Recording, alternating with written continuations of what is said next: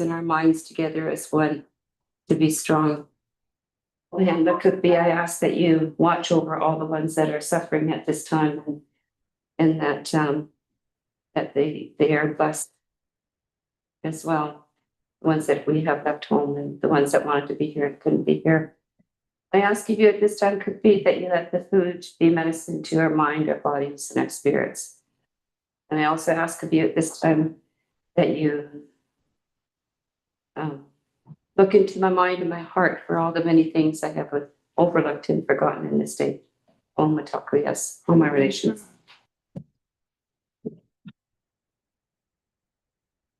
So was it somebody burning a field? I don't know. It's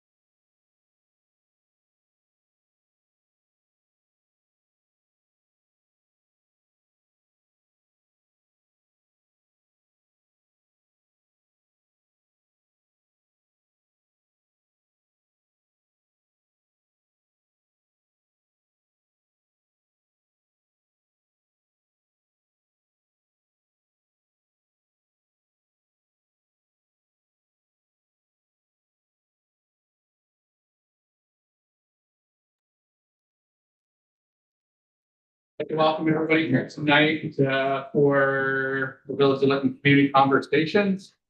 And topic that we have tonight is let's talk identity. So a pretty exciting topic and extremely important to help create a vision for our little village here. That's fantastic. So I acknowledge that we are here tonight, meeting at Clemson. The place that we the Little River meets the Big River, and then and tonight we have a pretty good contingent of village representation here. Take a minute to introduce Caroline, and we have Raven helping to facilitate. Diane, Maggie, nice. And so thank you everybody and thank you community for joining us. Welcome, or I should actually say thank you for welcoming me, because I've been with the village, and you know me for about a year now, just over a year. And I'm now talking about your community identity, and I want you to know that I'm speaking as an outsider. Right? It's what I've kind of observed of how great this community is over the last year. And there's so many incredible things going on. And those are things sort of that I keep seeing over and over, and it's very unique. I've worked in small towns, but a few, and I just think you have a lot to be proud of your identity and the people that are. So I'm not going to repeat the sort of community conversation slide. Just that we've got the visitors south, yay, and thank you all for participating in them because the feedback has been amazing. So next slide, Lisa. So what we're going to do, Jason and I, is talk a little bit about what is community identity. What are the inputs or considerations when you think about what your community's identity is? What other communities have done? So it's sort of, what are you? What is your identity now? And why that is that important? And what some other communities have done? So next slide, Lisa. So the who is the who of the community. So it's a shared sense of belonging and a we-ness towards through common culture, history, values, and interaction. Key contributors include local traditions, shared landmarks, and social rituals. It's strengthened by active community involvement, distinct, loyal, and shared narrative among members, often creating a unique and recognizable character. And I will tell you that actually right behind here, and I have here, is a very small font history that Henny Johnson's been working with the community on developing. So that's all kind of goes part of it. So if any of you might remember the first section or the workbook, we talked about a vision. So what's the difference between a vision and identity? So a vision is where the community wants to go, and the identity is who is the community. So the vision is really important for the official community plan that a lot of you gave me feedback for. So it's future goals and aspirations and strategic outcomes, guides long-term planning and development and decision-making, and has specific goals for physical, social, and environmental improvements. And a good example is the two communities and corridors talked about a rest stop and then evolving into more of a destination. That's sort of, we want to be eventually a tourist destination or not, but here's our steps to get there. So your vision is kind of big, and then you figure out through the community plan how to get there. Next slide. So, well, they're deep. Both these terms are really deeply connected. The primary difference is the relationship in time. So is about who the community is right now, its roots, and well, the community is about what it wants in the future. And what's really important about talking about identity now is that your community is very small right now. And with the amount of empty lots out there, you just don't know how it might change. So it's a great opportunity for your community to decide what you want to be, what you are now, and how that goes forward. And I did work in a smaller city in Colorado, and they right from the start said our identity is family. We're going to be family. And it was really helpful moving forward because those decisions you didn't have it kind of came off of after they had the Hells Angels conference there. They decided they wanted to be all about family. So from then on, everyone kind of going in the same direction.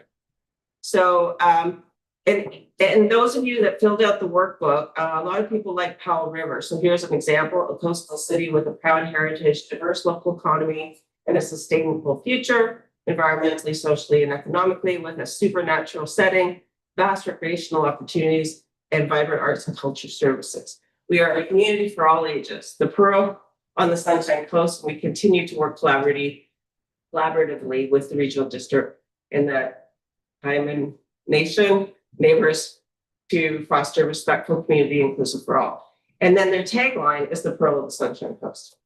So that's sort of two areas. Next slide. So before the fire on from contact, it shouldn't be pre-contact, it should be from contact to pre-fire. It was the hotspot,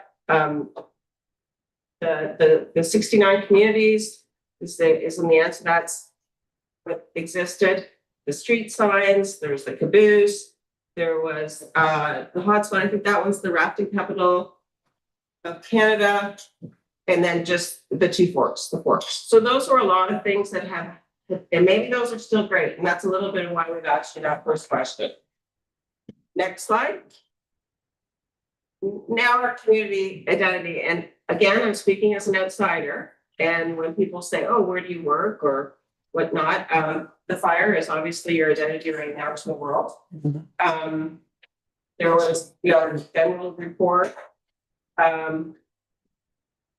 Also, I noticed that it's always in the NBC. Sometimes there's very little mention of all the First Nations communities surrounding Lytton.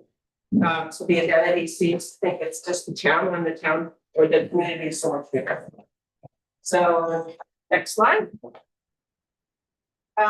So here's the things that I've pulled out. I think I got asked to buy a raffle ticket for the basketball team and learned about Jant. I Googled Dr. Natalie Ware-Ritkow, and she was the Pool Course Distinction in McLean's magazine. Kanaka Crave, what they're doing, the Tank Hill and how this community allowed or helped facilitate that improvement. And then of course, village office, and then the songs and land. So these are just, I'm going to use a lot of pictures today because as my fourth year design prof told me, it's worth 1,000 words. So there's a lot of things going on. Next slide. There's Chief Splitland Park out here, the Chinese History Museum, the pharmacy opened, and the Children's Center, which is we have here Denman Bird's Nest. Denman. Thank you. All the way drive heroes. And then just rebuilding, I think I would have loved to show some of the videos that LFM had done. They're very inspiring of what they've done. So there's a health center. So I don't think the rest of the world knows that all these things have come back and are serving the community. Next slide. Let's do some. All right, so tonight, we have these important considerations in developing a community identity. The first one that we'd like to mention is the environment, landscape, and the climate here in Lytton. Human history and heritage, people's shared values, so the norms and the social interactions that we live by day to day, culture, traditions, and expressions. Economic fluctuations and events. So Lytton's always had that ebb and flow, but we've always seemed to be resilient and come through on top. Collective action and goals. So us working together as a community to achieve stuff, and distinctiveness. So what makes us distinct aside from other communities? Yeah, environment, landscapes, and climate. The territory, the Okanagan and the Kwekmak is in the rain shadow of the Coast Mountains in BC, the Cascade Mountains in Washington. Warm and dry in the summer. In winter, it gets very cold, but only the mountains and highlands get a bit of snow. The landscape has dry grasslands, forests, Deep river valleys and large lakes, ponderosa pine and Douglas fir forests cover most of the area. As a statement from the Sierra Club. Human history and heritage. As Macedonians, mammoths, saber-toothed cats, and giant beavers were exiting the planet, the first humans were appearing in North America, and some of them settled at the junction of the two large rivers. So the Neclecmuc and the Thompson, these were the opening days of the longest continuous human settlement in North America. Quoted from a book from Loring and Edwards. Human history and heritage. First European contact was disease, was Simon Fraser arrived and found evidence of European trade. So in 1908, 1848, gold was found at Nikomen by the Neclecmuc and secretly traded it with HBC. And there is the Fraser Canyon War, which, soon after the gold rush, colonial governance, the Clenchine, the forts in Lytton, 1858. More human history. So from the early 1860s, Lytton experienced colonial expansion. A settler town by the late 1960s, colonial school opened. 1862, reserves were created, the Caribou Wagon Road. In the 1880s, the railway commences construction. Parliament outlaws Indigenous social, economic, and political expression. In 84, hospital was created, CNR was constructed, and the Fraser Canyon Highway. So from 1984 to 1927, when we started cruising by vehicle. Mid-century focused on strong settler economy and vehicular travel. Fraser Canyon was a desirable destination with the completion of the Trans-Canada Highway. Forestry, we had a mill, tourist attractions. It was a pretty vibrant downtown.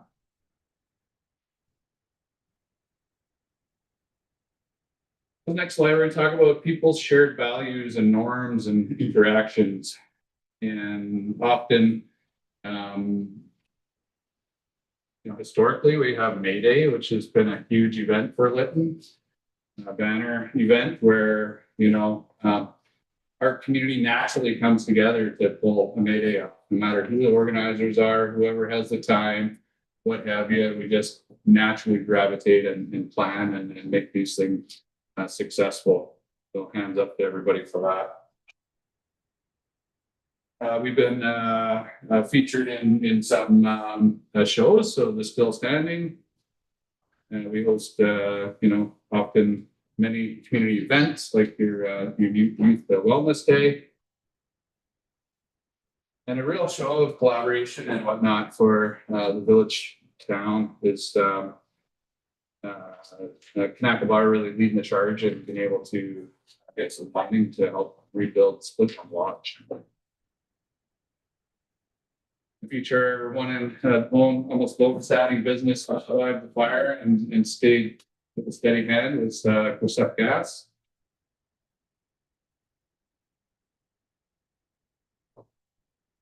So culture, traditions, and expression. So some of the outcomes of us coming together and whatnot is, people taking an interest in documenting their experiences here in Lytton, really identifying, their capturing their time here and sharing with the greater world. And right now, we're the inaugural community for the Two Rivers Remix, who has really flourished into a huge organization that travels far and wide. And super proud to have those folks here and glad to announce that hopefully in the next year or so, we're going to see them build a facility here in Lytton, a training center for audio visual, and be a leader in net zero. So having the facility run by solar as well, so huge. And everybody looks forward to the tours farmers market.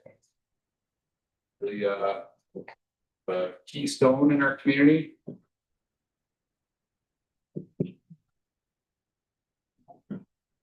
A little more about culture, tradition, expression. So, you know, we always make these small events and we grasp them and really we're proud of them. So every year we welcome the CP train, the holiday train that comes through, and a lot of our community members have the opportunity to jump on board and get a different perspective of the Fraser Canyon. And yeah, referencing some of the books and literature that was developed and people's interest in Lytton. We have a picture showing showcasing one of our philosophers in the area, Ken Glasgow, and some of his eccentric art that he had at his home.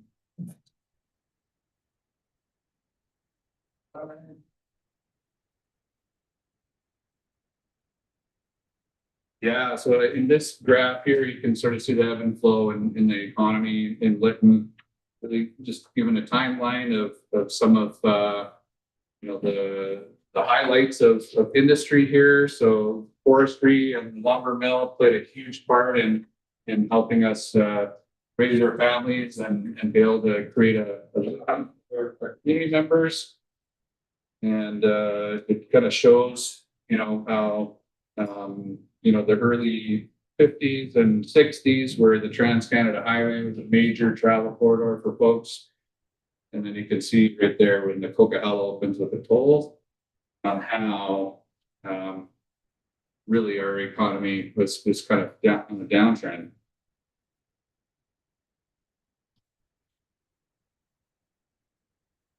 So really now we have the collective action, you know, and opportunity to set some goals for our community. And here's some photos really just showing how we're leading by example for our youth and our community members. And creating that sense of pride for our community and our folks here. One thing to really celebrate is the fact that the Clemsheen Warriors is heading into their 43rd annual basketball tournament, which historically has been primarily hosted here in Lytton. Because of lack of accommodations, the tournament has moved to Merritt for a period of time, but always aspire to have that come back to our community.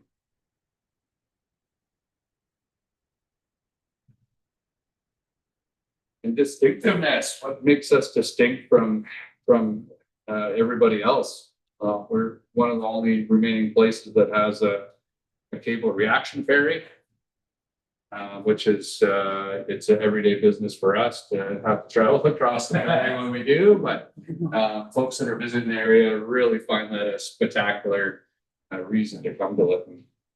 And of course, whitewater rafting being the rafting capital of Canada. Really emphasize on how important that business is for our community and the economy here. And yeah, just some pictures showing, you know, how we celebrate with song and dance. And don't get me wrong, I think we have one photo in there. Is that from the Stein? Yeah. Yeah. So a huge effort and a huge opportunity for our community to celebrate the success and being able to really ensure that our pristine Stein Valley stays the way that it is and for its intended use and still there in its natural state to be able to educate people as they come to our community, and an opportunity to educate ourselves, and a place that we can go and have ceremony. The Kanaka Bar is also known the crossing place for people. They have been sustained by their lands for over 10,000 years.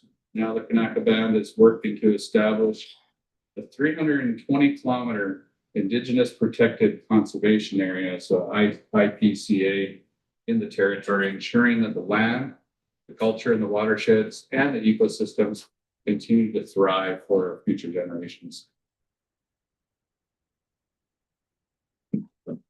So how have other communities tapped or redefined their identity?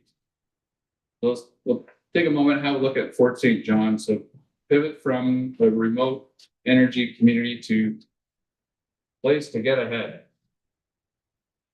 So they want to power up. No fuss, no muss, entrepreneurial. Fort St. John just gets on with things every day with a better down attitude. Those things, it's hard to get ahead these days. Imagine this. You can get a great job, live affordably here, and recreate the great outdoors and indoors to your heart's content. The new north, Fort St. John is making the future happen. And you have a fine example just up the road from us here too as well. Lillooet. So Gold Rush days, it was identified as mile zero. So mile zero of the 1860s was the Caribou Gold Rush to guaranteed rugged to range beyond range throughout the peaks and valleys of the coast. Ayush and the Chilcotins through the unceded ancestral lands of the Lillooet Nation, the Stetlium Nation, and the Silpatine Nation is to let the roads less traveled lead you farther and farther from distraction, deeper into landscapes that reflect the raw and rugged elements of BC.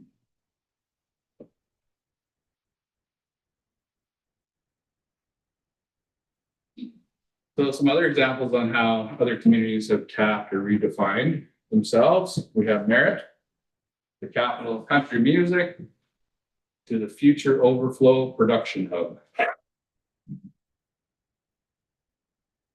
We have country music capital. Now we have Outvantage. 2 hours to Metro Vancouver or 3 hours to Tidewater and a gateway to the Asia Pacific. Know us for our forest industrial past and see us for a dynamic reinvention of our future as Greater Vancouver's overflow production hub.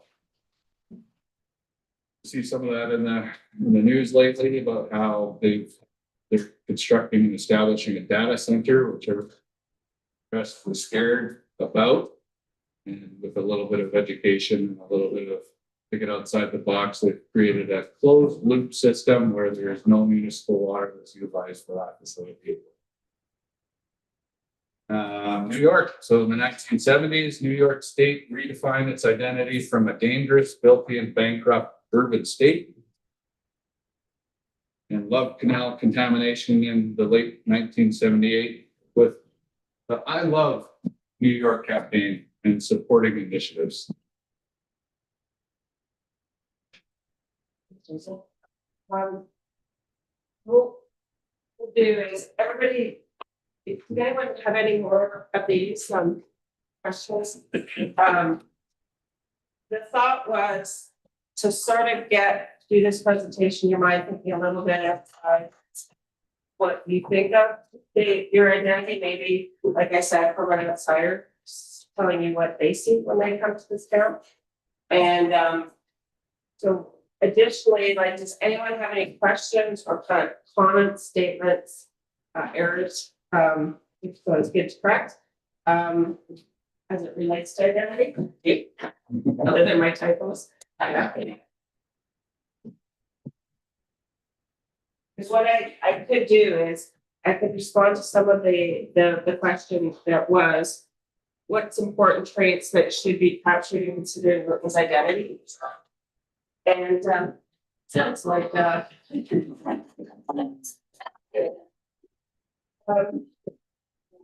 a little story on identity. So some of the things were important traits for Lytton's identity: rafting, meeting of two rivers, great outdoors, friendliness of people, part of and territory, indigenous peoples, indigenous culture, climate resiliency, bring tourists, families, and businesses to town, business, lots of activity, desert, forests, lakes, rivers, enjoying nature, outdoors, not, is that not horse? Hot seat, not hot seat, so hot spot. Outdated, not funny, inappropriate, hot spot, travel corridor, highway, railway, and confluence. So, and then, did any of those previous examples resonate? It says tourism. I should really get you to read this, Maggie. Yeah. Yeah. So, yeah, for anyone that said that the old identities did still resonate, a lot of the reasons were just because Lytton's known for it or had been made famous by it. And yeah, for the reasons of people know Lytton as the hotspot, so it brings people in to take photos of the hotspot. And for anyone that said the old identities don't resonate, was just by saying, you know, Lytton has kind of outgrown that term by now, ready for something new, was a term that I liked, something that's more specific to maybe where the future is going and where it is now versus what it has been known for. Awesome. So what does everybody think about Lytton's identity? New ideas? Yep, try. Well, one of the things that really comes to mind when you're talking is, rehashing over and over, what you want to be known for, and of course, that's one of the main questions, right? But,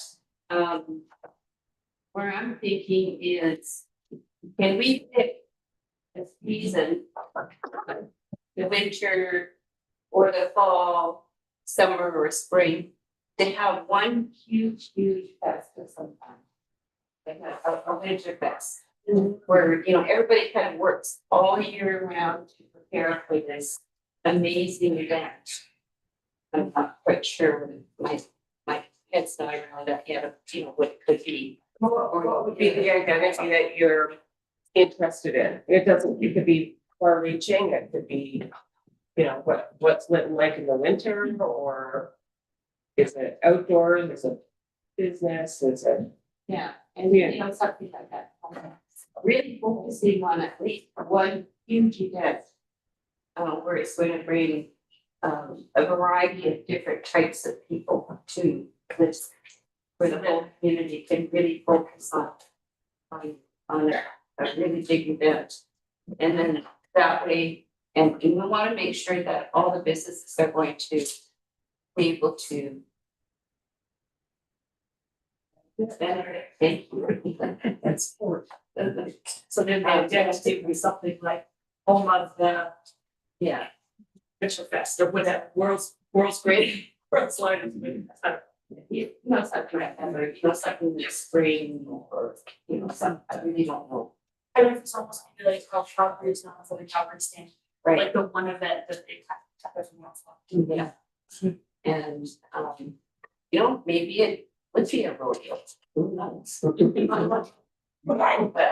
if you still have here. People that travel around from all over to come to the rodeos.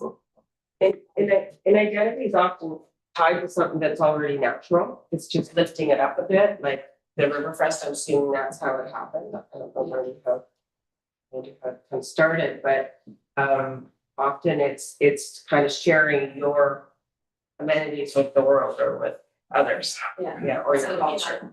Could we, take the Riverfest and really build it up? And like I say, it would have to be something that we work on all year round, like advertising and preparing and really focusing on it. How important is culture to your identity? Okay, the top of the list. It's related to everything. And when you think of culture, what does that include? Life. Whether it be, It's a way you live, the way you eat, the way you. It's who we are. And I think that question of how important the culture is to us indigenous people. So, Well, I'm talking to the bigger group here, and I'm not intending to be, I'm just sort of trying to spur conversation. Absolutely, it's super important. I think the presentation shows that. That in right now, the identity The hotspot doesn't really talk to that. The gold rush didn't really talk to that. The rafting, there's some of water and river and whatnot. I think we really have to acknowledge and have a look at why this was the center post of Chief Sputnam's house. You know, there's a memorial monument outside the hall here that expresses that. And I need to learn more about it.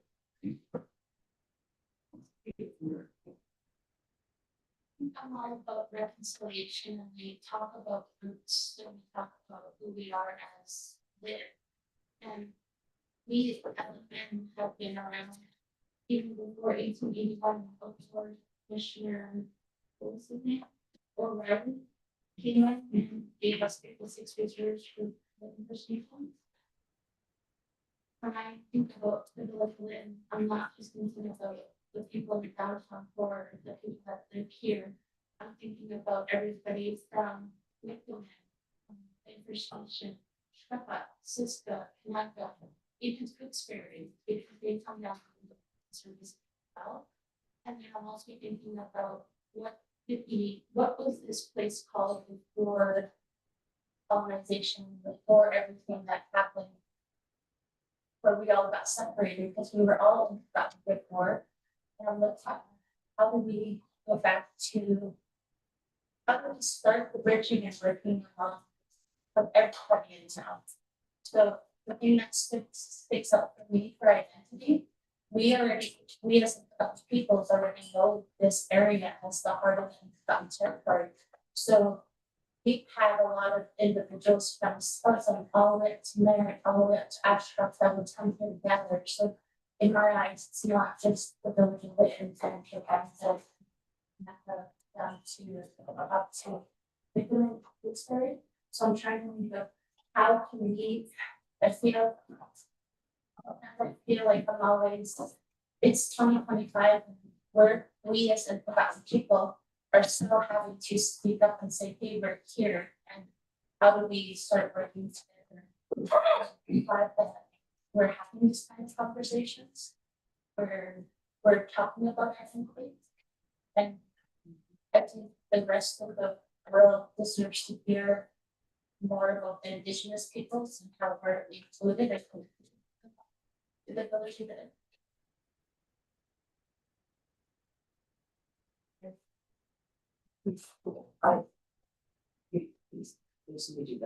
Okay.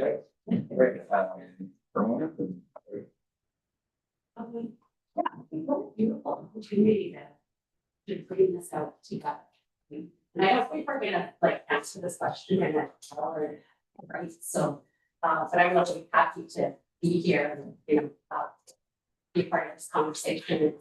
While I was listening to you give the presentation and thinking about the history part, I think I sort of got the notes down, and I think there's, we can't talk about Lytton without naming the systems that shaped it, right? So when we think about some of the systems that shaped our community today, there's two pieces that are really missing from the story. And one of them is the St. George's Residential. So there's no mention of that in this. And that, school operated for 82 years. Just up the road, right? And had like significant effects on who we are today. And how we relate to one another, understanding of one another. And secondly, and I don't know a lot about this, I'm gonna do some Google searching, but I understand that the US one of the biggest Indian agencies in the interior that sort of managed all of how we as Indian people could live and be on our land, right? So that was here. So when you think about all of these colonial impacts on Indigenous people, Lytton was often the core of that, right? Like ground zero for that farm, right? So I know that's not about the future, but we have to be brave enough, I think, to have that conversation. And we have to be brave enough to share with one another and be open to hear those stories. Because some of those stories do shape how some of us interact, right? That's not for today's meeting, but that's what I wanted, what's that I wanted to bring and just what Amanda shares.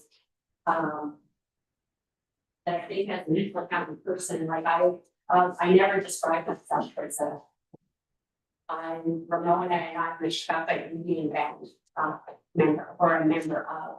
I always say I'm in Shabbat, that's who I am and I live at Shabbat, right? So that's in response to trying not to be so separate, right?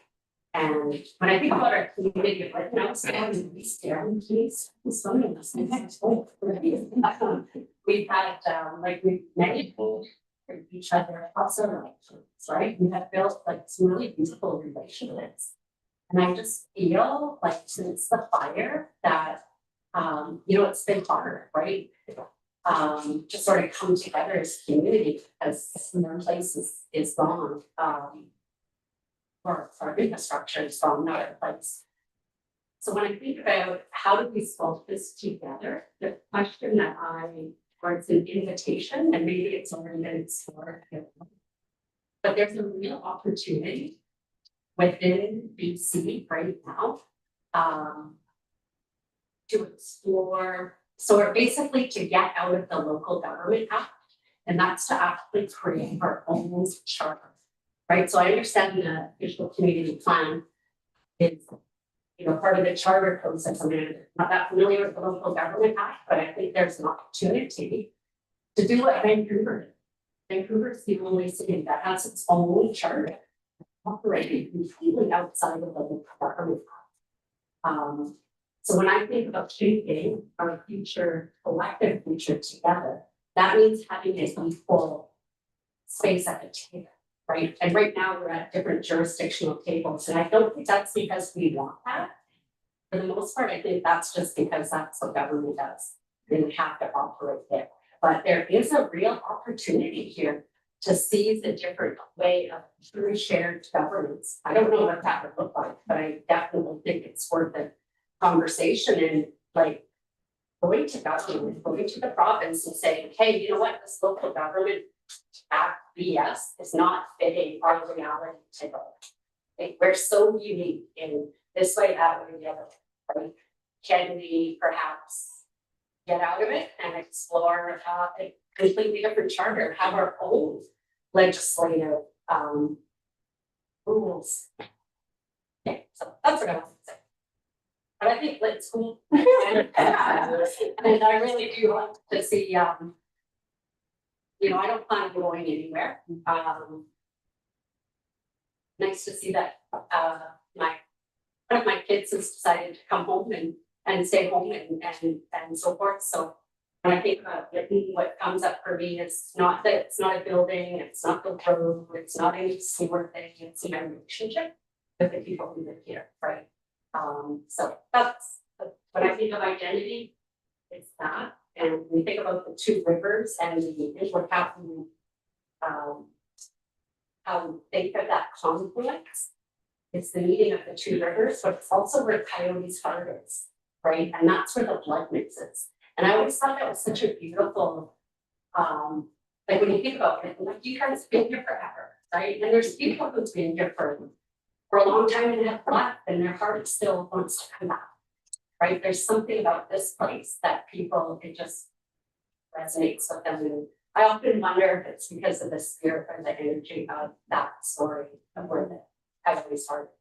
That's all it is. For my question, a follow-up question to what you were saying about the new set of goals. Just before I write it down, I just want to make sure I have it right. So if you were to like in your mind, imagine out like how these new rules will look, would you want to put more emphasis on like relationships of place and relationship like with the people that are here, or how would you want to have that characterized? And that's kind of Well, how do we as a people, come together and truly have a shared governance? Okay. Right? What does that look like? I don't know, right? But let's have a conversation. And that physical metaphor of the rivers coming together and bodies like you're I think there's appetite. I think, you know, with in this age of reconciliation, We could be the very first in this country. If we were to actually do it, and wow, that's pretty powerful. Thank you. Absolutely. Good dialogue, good conversation, and I think there is an appetite for a lot of that, and a lot of times it comes down to willingness. And so that's why we're here. We're trying to draw everybody together as a community, not segregating. The door is open to whoever wants to join. The invitation is there, right? So it's not going to happen overnight, but definitely a good vision, and it's going to take some effort amongst everybody and willingness. So, Let me, I'm a governance geek, just, you know, I love it. I love to understand it. I love to understand how it's prevented people from selling, like, or how they have. And the OCP, what we'll do is we'll have policy directions and then we'll have actions. And I think a lot of people say, whoa, Carol, you're going to like in this example, you're going to go get a new governance file. Well, no, but it could be the first step. There's a group that gets together that does look at it, and there's funding put in. And so let's start talking to the province. So the intent is then to move it forward, to do it right. And like you said, it could take years, but it's probably, I just know about the province first. And it would be the feds too, obviously. So I think it's great, and I'm really happy that someone has said that, because it does seem a bit dysfunctional, like to have all these different governments, and you got the TRND, you got the village, you got all the bands, but an NTC, like it's, but somebody said, it takes lots to do that. we noted. Yeah, it's just sort of stepping back from what you said, 2 minutes, I told you. And I just want to find out what's the babysit Andrew. Says it's slightly different kind of, because partly because Chinese museum. But I don't want to, when we're deciding what our town is about, I don't want to forget about, I guess it's colonialism, but I don't want to forget about people like the Chinese people. Exactly, yeah. I don't want to forget about all the Italians that built everything around here. Like, I think there needs to be a big step up on indigenous thought of the town, but at the same time, don't forget the other people. Or like one thing I've learned with since starting that, 3 families now come to me that say their great grandfather was Chinese. Let's not forget what's happened. You know, since the railway or whatever too, and there has been bad things, but there's also been good things. And I'm not trying to negate any thought about, you know, residential schools. I understand that fully. But at the same time, let's not forget the other people that are part of our community. And for not me personally, but for a lot of people who are part of it. So there's a tapestry of stories, right? And I think for at least myself as a new person, you know, I learned a lot growing up with Manitoba, right? Who doesn't stand on town. Everybody goes to manifest, right? And you know, I think when I think about it as an introvert person, it's about welcoming everybody and holding stories, right? So 100%, I think all stories need to be told, right? Because that's what makes up our community. And my point is, there's the context that we want to include in this as we're shaping. That's what we're talk to people that don't fail. Perhaps something that's not seen from the indigenous museum set up per se for the whole area, and then maybe help the Lytton museum more like for the settlers. So not forgetting any part of it. Yeah. And I think that could still be more sustainable. Tourism wise, people would probably be glad to come to town and go through those spots instead of seeing them, for example. All these things cost money for that.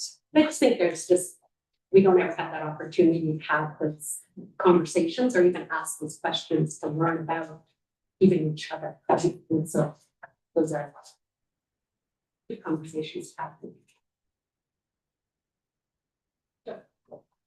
For those who don't know who I am, my name's Gloria Rafael. I was born and raised in Lytton. I love it here. I know most of the people around this table. Judith and I were just talking about how at high school, she's my teacher. But the one thing I really want to emphasize, and I hear what Lorna is saying, let's not forget about the others. But as an Indigenous woman, as an Ishkatlan woman who was born and raised and grew up here, I was forgotten. And I literally had to leave this community because I wasn't acknowledged and I was forgotten. No one knew who I was as an Ishkatlan child or an adult or even in my birth. I mean, some people in this room know what I've done, but I did that outside this home. I wish things were different if I was recognized for who I was and for my skills, my talents, and my strengths, and all of those kinds of things. I could have stayed here and grew up here and did what I wanted to do. I mean, I've spent 36 years in the education system outside Lytton. I could have done it here if I felt that I belonged here. And I was writing here, and I was like, oh my God, this is going to be a book.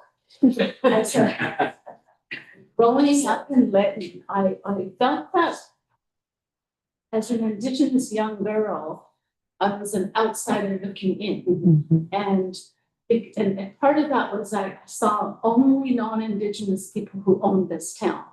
They ran all the stores. They were running the banks. They were in the stores. And I thought, well, how could I ever get to be there?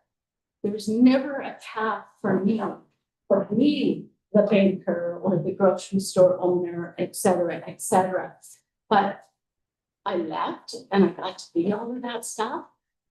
I worked and at the education system at every level, as a teacher, as a principal, as a ministry worker in the Ministry of Education for BC. I traveled the province and worked with all the districts across the province. And I'm just one of many Indigenous people that who've had this great career, but it wasn't here. But as Ramona was saying, it's our heart. Here I am. I'm 69 years old. I'm turning 70 next year, and my heart is here. And I sit on the board for our Stuyvesant School, and that's where my give back is. That's where my heart is, because I want for those Indigenous children to understand they belong here too. But I had relationships with all non-Indigenous people that lived in this community. And as a child, I just didn't understand, why are we so separate? Why is it them and us? I still don't get it. I've had many conversations in many different groups about why is it that way? Why can't we, and thank you, whoever thought of these community groups here to come together to have these really hard, difficult conversations. And I mean, I think about Elizabeth Gredo. I went to school with her, and I know her family, and I know who they are. And we're not separate. So what happened? And so how can we rebuild, rethink with all that understanding, recognizing, and perhaps people's history, the heart of this land, of this land, but came with all the others that came together. That's it that we have in common here. And I think it's our hearts, our relationships, it's the relationships that we built together, families share. I mean, like I said, that's why I started writing the book, and I went, I better stop. I want more groups like this to happen. I would love to be able to be part of that and hear stories like Lorna's, how she feels. And I wonder is, yes, we do have the Chinese museum, we did have a museum before. Wouldn't it be beautiful if it was all together? And everybody sees these are groups of a group of people that live in this area that have that heart together. And that we do, our hearts do beat together. We're all very different, but Lytton does something to us, when we all come back home. And or sometimes when we leave and come back home. Sure. So, thank you. Yeah, I mean, that's why we're here. So happy to have people come out, and it's gonna take that participation, that willingness to come to the table, even when things aren't that comfortable. To really have your say and be involved, because more than often, you know, I know personally for myself, you know, you witness, you let something happen, you complain about it later, and then I said my piece, but it's after the fact. So hands up to everybody here today, participating and being willing. Patrick, you still have? Yeah. Here's what I got to say. It is the last session of 7. And I came here because I wanted to see you. You are my friends, you are my family.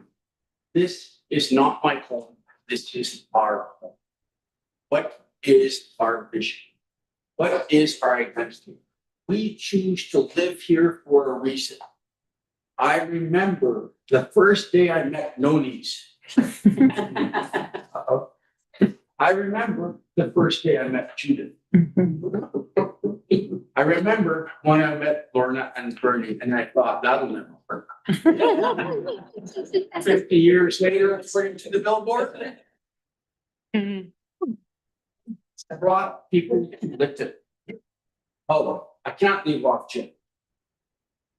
Just so you guys know, Jim, who runs the Gladwin Park and sells cherries for too high of a price. Oh, yeah. I'm just saying, you know, I'm just. Right? How many people know what the shop is? The shop. Yeah. I'm assuming Vernon does. I'm just saying is that at the end of the day, all of this.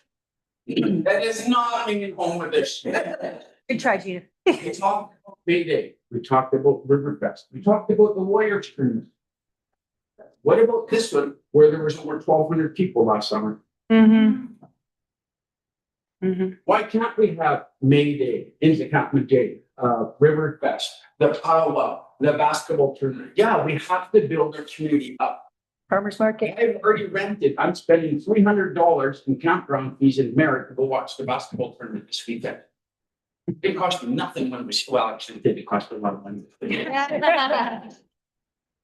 I wanted to say though is thank you, Cookstep. Because when you chose to come here, where you left, but you came back. There had to be a reason, and you said it. It's because it's home. And I wasn't going to say anything until I saw the cheesiest line ever in the presentation. From my heart to yours. What are we, Justin Bieber? How about from our home to yours? Yeah. Okay. This is home. The heart. It's a common means, and it was defined in June 20th of 1808. The people who live here. So whether or not Judith identifies as Intercounty is up to you. That's what identity is, it's self-identification. For those people who are uncomfortable with saying I'm Intercounty, then by all means, be Lyttonites. When I sit there and think, and I miss the sheriffs, and I miss the wards, and I miss the Brittons, and I'm not a Facebook stalker, so I don't know where they are, but it wouldn't be that hard. Because the last time I saw the Brittons was on May Day. And the last time I saw the sheriffs, these are the events that bring those people who left. And when I walk up these stairs and I see my kindergarten teacher's name, Miss Grandison, the people who came for a short period of time but left, but still somehow had a connection.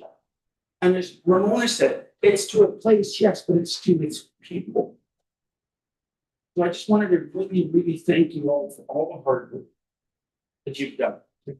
Because who we are yesterday is important. We're gonna hit it. Don't forget yesterday.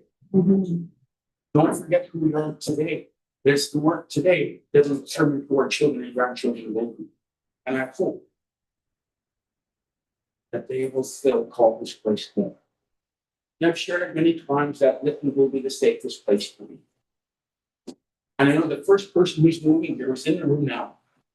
I like to call it glutton for punishment, but her real name is Maggie Cross. It's when she go out, she wants to move to Lytton. The question is, what do we need to do to bring in the younger generation? What does Lytton need? Yes, the swimming pool is a challenge, right? We've all gotten comfortable. But we don't have a swimming pool. Will we die swimming in the Fraser River? Absolutely. Are we spending $200 to go down to Hope? I go down to Hope twice a month now. Cost me $250 to take my children and grandchildren there. I would gladly pay that in a monthly swimming fee or something. So as you look at this, if we don't have these other things, it's gonna be really hard to attract the newcomers. Who at some point in time are gonna say, I'm no longer from Burnaby. I'm from Lytton. So I really just wanted to stay. If I thought I was gonna speak, I would have cut off my devil's orange, but I didn't. I really just came for the coffee and fruit starch. But honestly, thank you, Coach Jim. Thanks, Patrick. And I'll just share one little bit about myself. So when I graduated in 1998, my bags were packed. Mom was like, "Where are you going?" I said, "I'm going home." So I'm going to Lytton. When I got here, people are going, "What are you doing here?" There's nothing here. There's no work, nothing to do. And I said, exactly. These are endless. The doors are wide open. You're the eye of the beholder. Here at the shirt on my back. And I dove right into survival mode, created my own business, which sustained myself and my family for 20 plus years until the town burned. Now I'm re-identifying myself. I encourage the rest to do so.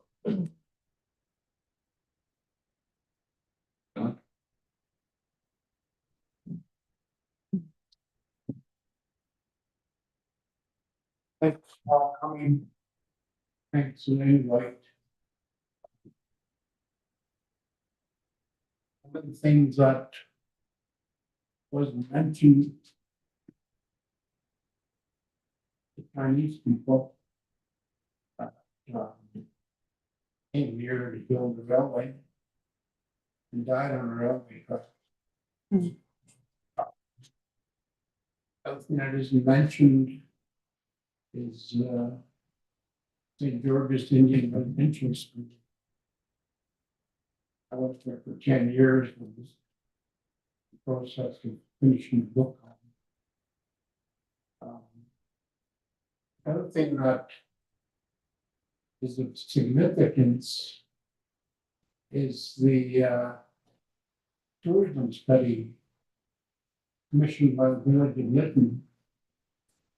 I don't know if it's on some shelf somewhere, village office, or if it's in the brown basket, or but it had a whole bunch of facts and ideas, and so nothing was done with it. Same old, same old, same old. As far as Lytton is concerned, I've been on the planet for 79 years, give or take a few minutes, so I've seen a lot. I left here when I was knee-high to grasshopper. Because went to work in the summer world and found lumber for $2.26 an hour in Terrace. That was when money was money was money.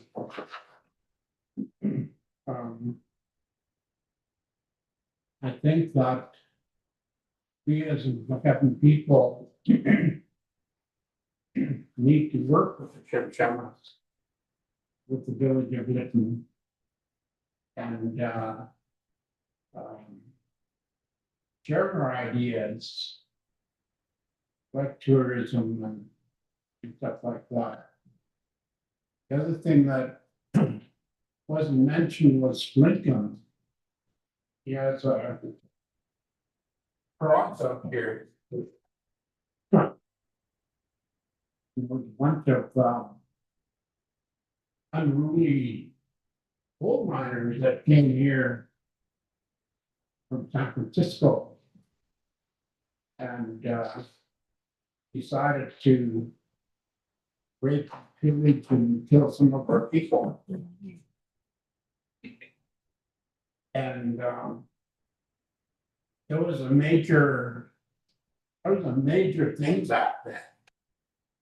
They were gonna go down and put together a tour de force to go and eliminate the gold miners.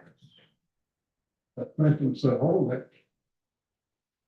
We're not after war, you know, we want to be heard.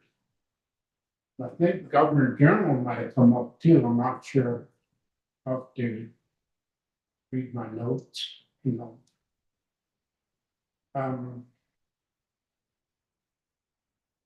Lytton was, maybe still is, I don't know, the gathering point for Chagrin people.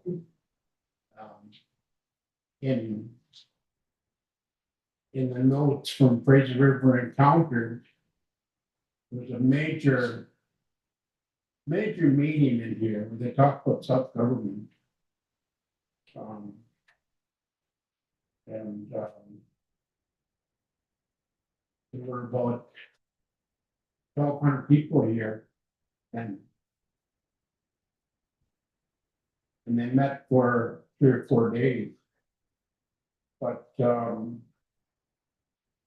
think that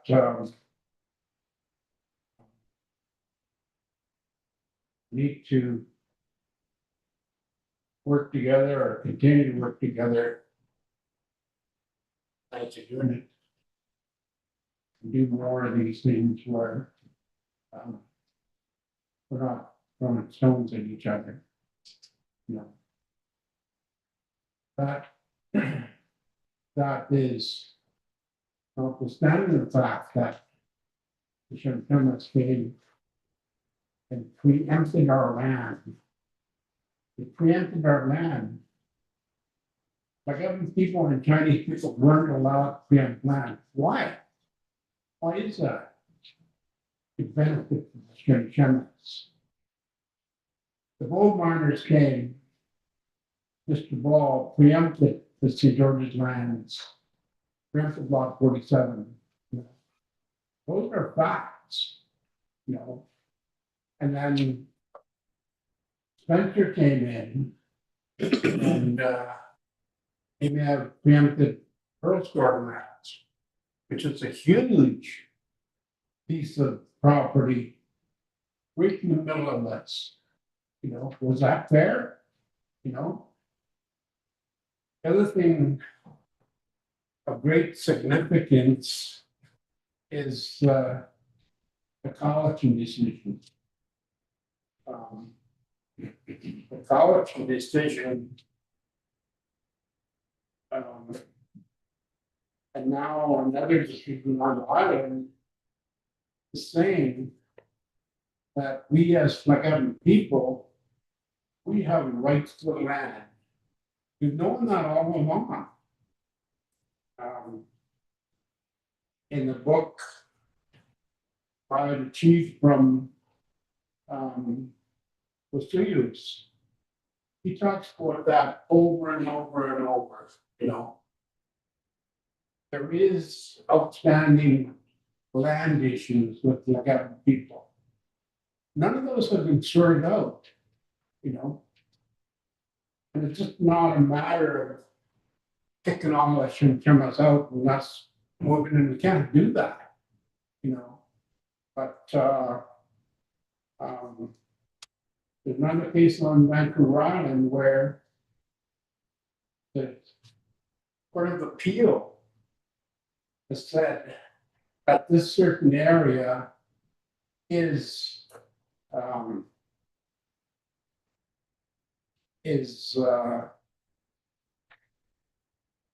to be shared lands for the group of people there.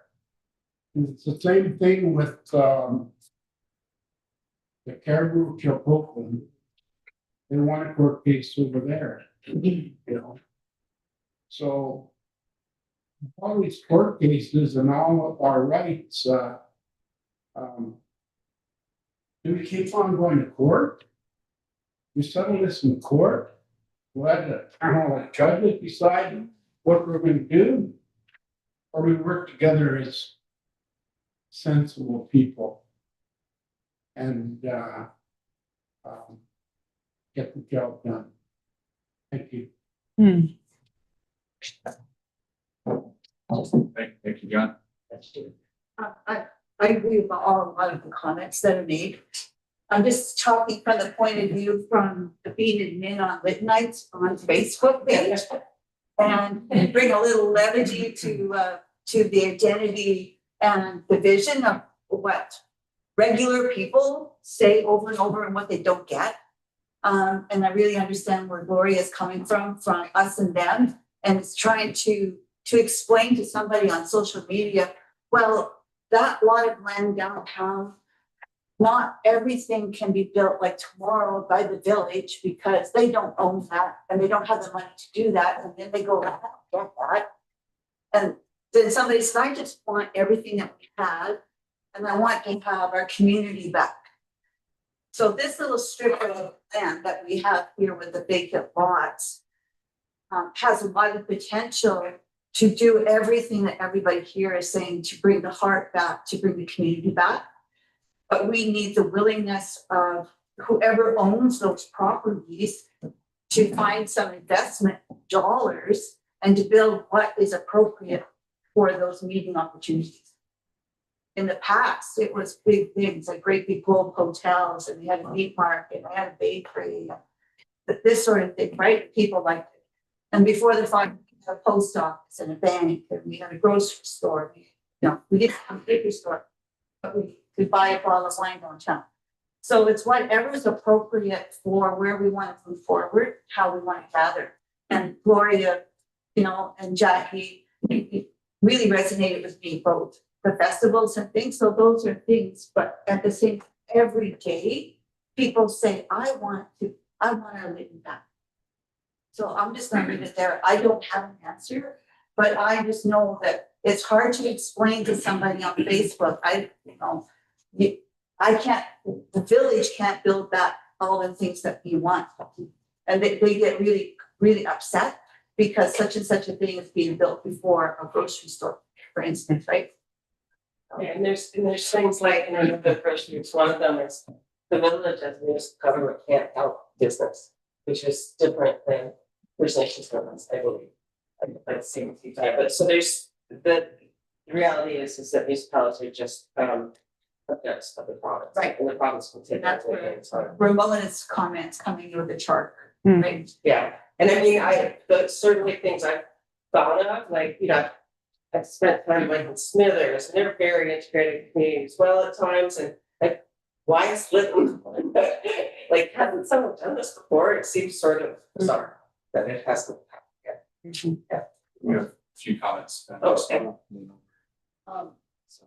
I'm trying to think about the good things that we've done where we came together and produced good results. And I'm thinking of the farmers market too, I think farmers market.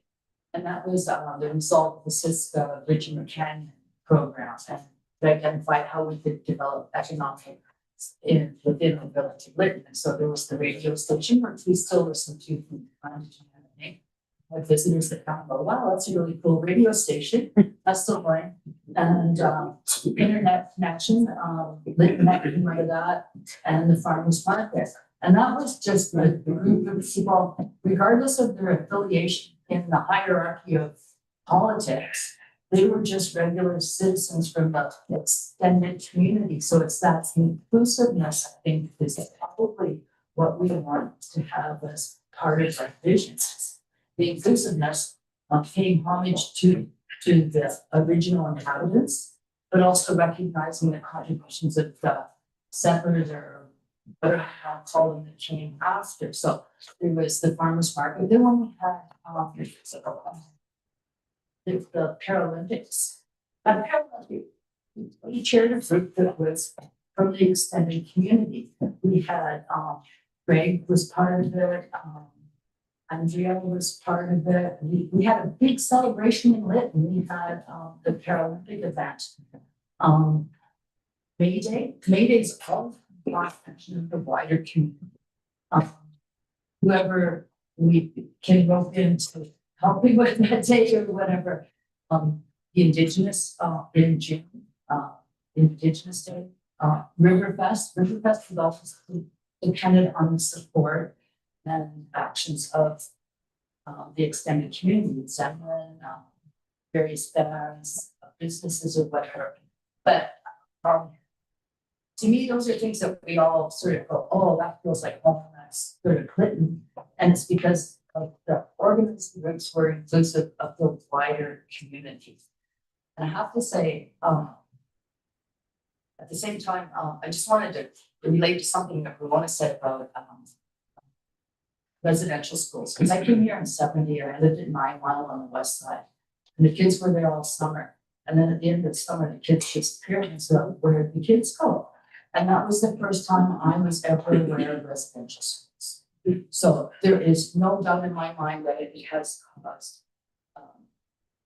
challenges to move forward in healthy ways for families that were affected by that institutionalization. But I always looked at Ms. Edmond as, wow, this is, I think, one of the first homeschool or daycare programs that actually addressed it. I think it must have been one of the first in the province. And so that's something we can keep out of, recognizing the past injustices and developing strategies to get over them. And so my vision of the community is one where everyone comes together and they talk about differences. As far as political jurisdictions or whatever, that's a long, slow process. And I may be passed on into another form before that comes to us. It's a good conversation to have. And the more we understand the differences, because I do totally agree with you that since the fire, we are more divided than we were before the fire. I don't know if it's the funding streams that have siloed us into different little categories, but I do think before the fire, we had baseball tournaments to raise money for the pool. We did all kinds of things together. And when I was the mayor and we had Rita, who's the CAO for the band, it was so enlightening for us to hear that's not the way our system works. The same way I feel about Melissa on our council today. Melissa will say, well, that's not how the industry goes. So there's a lot for us to learn about the bureaucracies we live within. And sometimes having the conversations are hard because we're all busy trying to get something done. But if I had one vision for the community, it would be inclusiveness and celebration of the beautiful surroundings that we live in.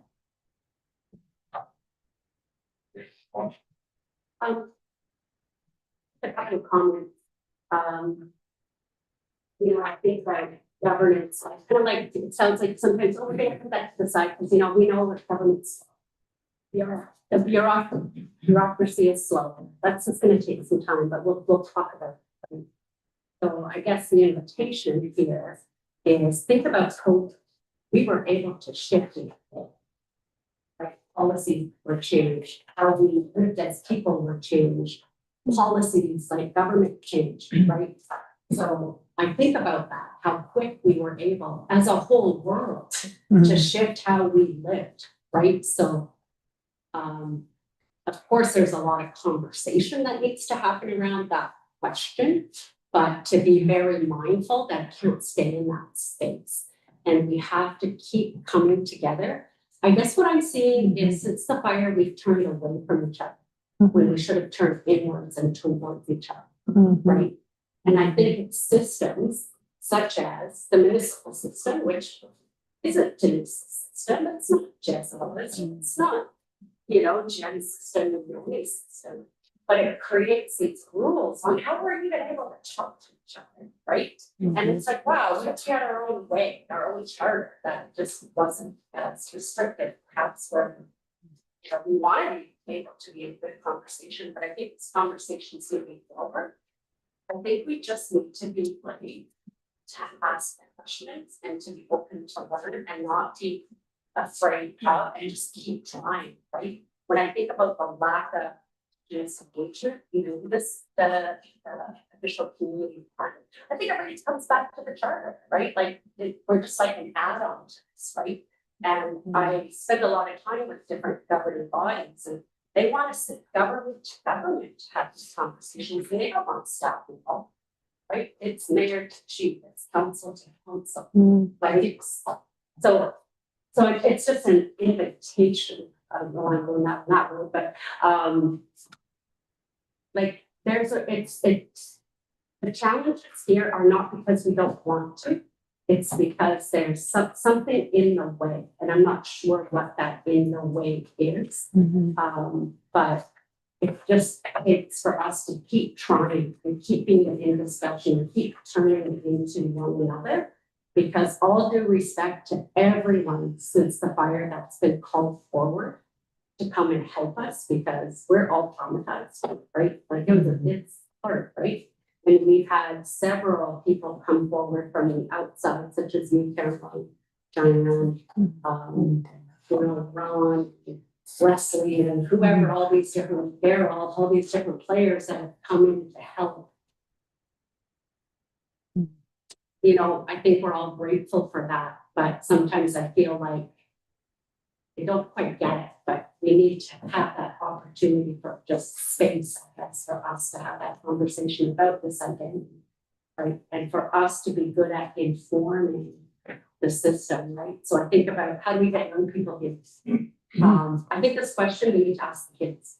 Right? They need to be asked. Yeah. And I think about how do we get more young people? I mean, I'm not the young person anymore, but I really think, and I said this at the economic meeting, that it's really about our messaging and what our messaging is to the outside world, and being very mindful and very careful in how we're promoting Lytton. Whether I don't believe there's intent in that, but the impact is really big.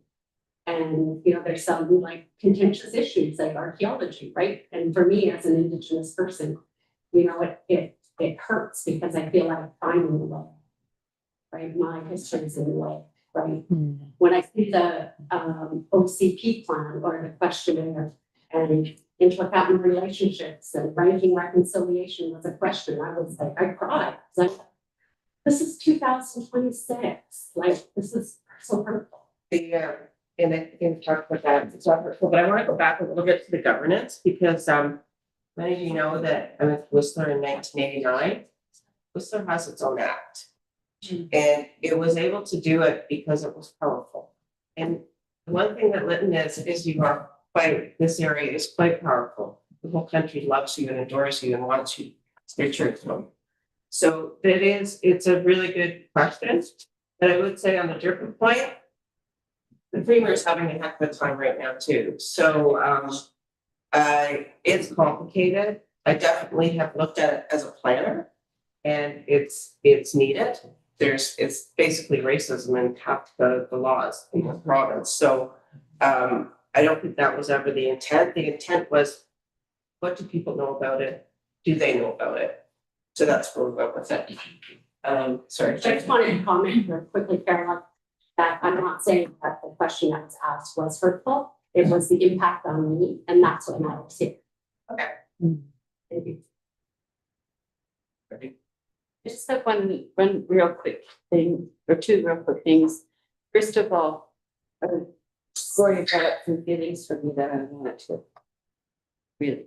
No, but I grew up in Lytton, born and raised, went to school. I had my lunchtime with my Indian friends, my recess time with my white friends. And that's just the way it was. And because I don't look really white or I don't look really native, that I was always walking in between and had to choose who I hung out with. So we've always been segregated. We didn't have that mix type of thing when I was growing up, going to school growing up. And another thing, we really have to get past this community and people saying, I just want back what we have. So when people say that, then I ask them, were you happy with what we had? And they're like, well, no. That's, well, why would you want it back if you weren't happy with what we had? So I don't think that we as peoples have really figured out what it is that we want yet. And it's what, 5 years? 5 years. We want 5 years? Yeah. And we still don't know as a community what we want. So I think that us as peoples need to help our people understand what is needed in a community. What makes up the community? And it's going back to square one. What is a community? What makes up a community? What do we need? I don't know. Maybe I just started mixing the pot a little bit, but It's complicated for sure, and every once in a while I think of Chief Jordan and the health group that's trying to move the assisted living and seniors living ahead in the downtown part. So I think those people want a community that's interacting. The biggest thing I hear from people about what they want is they want a coffee shop. They want to be able to sit down and talk with their neighbors and maybe not have to make their own lunch or whatever. That's the biggest repeated answer I get. It's very practical on a coffee shop. And why is that just so? Because it's a social interaction. And so maybe there'll be venues in the next year or so that buy that. We should be open. We should be open. Maybe the food jobs will have to retail spaces that could be rented for something or other. Maybe the grocery store will be here and as we move ahead, it will grow, but I think all of us are impatient. When the fire happened and the council in the day said, oh, it's gonna take 5 or 6 years, was like, you're crazy, it can't take that long. We can't afford that long. Here we are, 5 years later, right? Absolutely, you know, your folks say Rome wasn't built in a day, well, Lytton is still struggling. And, you know, I think this is an important conversation and pointing us in a good direction. And we're here as community members. Like, honestly, like I've been a politician for 15 years, but I'm not wearing that hat here tonight. I'm here because I'm part of this community. I care about this community. And I really want to express and have everybody's voice come together to really identify who we are as a community in this plan, right? And so, you know, respective councils, you know, we have a number of different folks that fall under different governance structures in the room here today. And, you know, I can say your leaders don't have all the answers.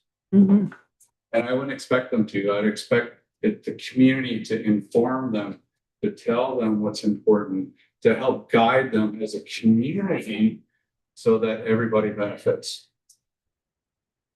Because community leaders, they're one person. They're one voice. So I've heard from basically just a few people, myself included, but there's a lot of other people in the room today, and would kind of like to hear a little bit from them. Just got single note out. Yeah. We go around the table and just give everyone a chance to say something. You start. It is the last one. I've been talking all night. Yeah. But it is, one of my last questions, the intent was, and I started into that fancy phone thing, and I reached out to a few people, and it seemed to be way more complicated, even though it is pretty cool. But so this was the pink sheet was the first one, and time to go have the conversation, and then hand this around and see, is there anything new you want to add, or anything more you want to add and think about it. So maybe I like the idea of the round table, and then I'll just leave these out if people have anything new to add. And just pass it around and go, so. Talking identities. Yeah, so maybe like.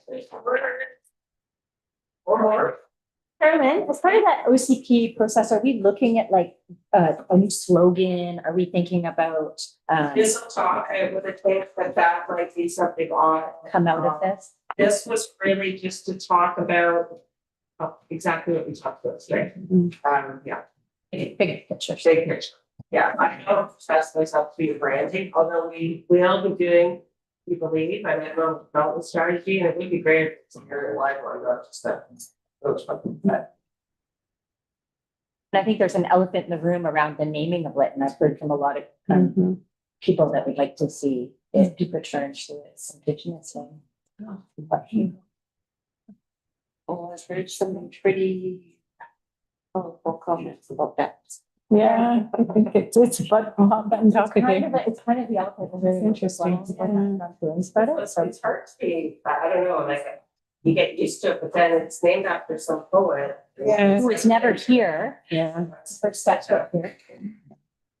Wants to, anyone want to do round table, Bernie, do you want to start? It wouldn't hurt, it's just really unusual. Yeah. Trying to think of it in terms of practical thing that we're trying to do, that is market our community. And in order to market our community, we have to know and feel who we are and what we are and where we want to go and who do we have come into our community. It boils down to there's business in town. I have nothing. We gotta have people who are visiting those businesses, spending money, it boils down to economics. No business can operate unless it's making nothing of some kind. So me looking at this practically, we have strengths and these have been identified, but put that into a slogan or some kind of a catchphrase and a marketing effort be a challenge. So it has to be kept very simple and it has to incorporate the feelings and wishes of the majority of the people. You'll never satisfy everybody. It never happens that way.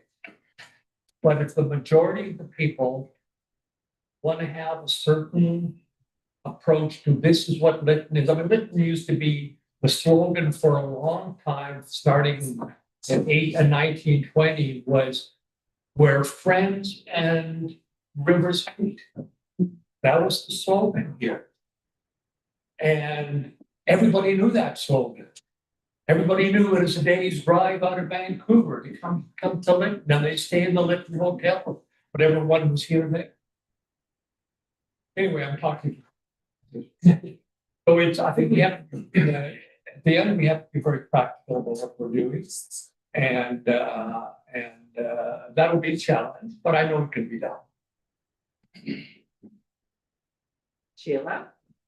I have to have some time to think about it. It's a lot to take in and a lot to understand, and I just need some more time. I'm talking. Something, one thing, so in regards to having a slogan, you know, like Lillooet having a rugged or whatever, so when they look at their slogan, they're trying to understand what they have, what the people want, but they also are trying to decide what's marketable. So you're trying to get, and food rights, not having, spend money in all of our businesses and things more employees and whatever else. You have to also make that slogan so it's attractive to people from the outside, because that's where we need to.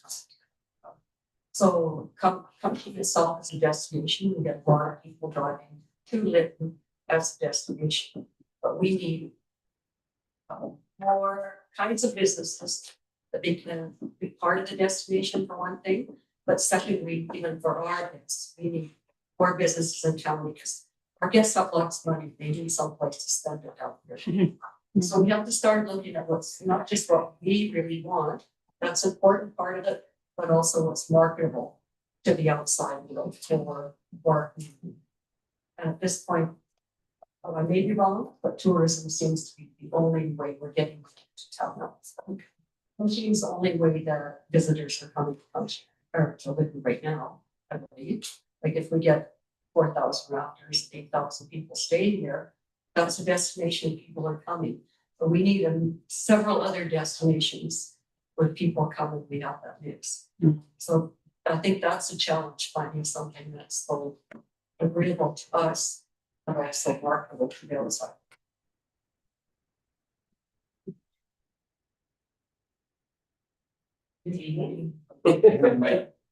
My name is Dean. I'm born and raised, love Lytton. My heart's here. I went to work for 22 years. I was out of town. But I always wanted to come back, even though I was working on a gang. It was in Creston Cranbrook Trail, all the way up to Calgary. And I would come home for not even 2 days. I'd travel one day and then travel back again another day.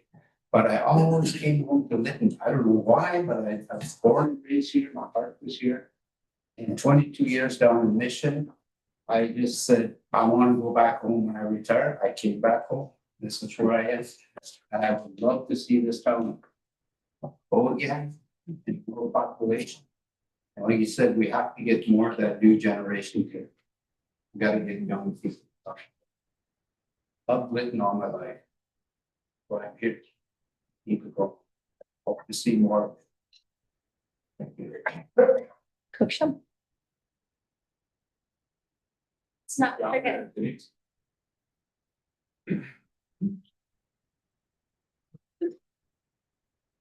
Hello, everyone. Speaking by my as well as this. Somebody suggested a round table chat.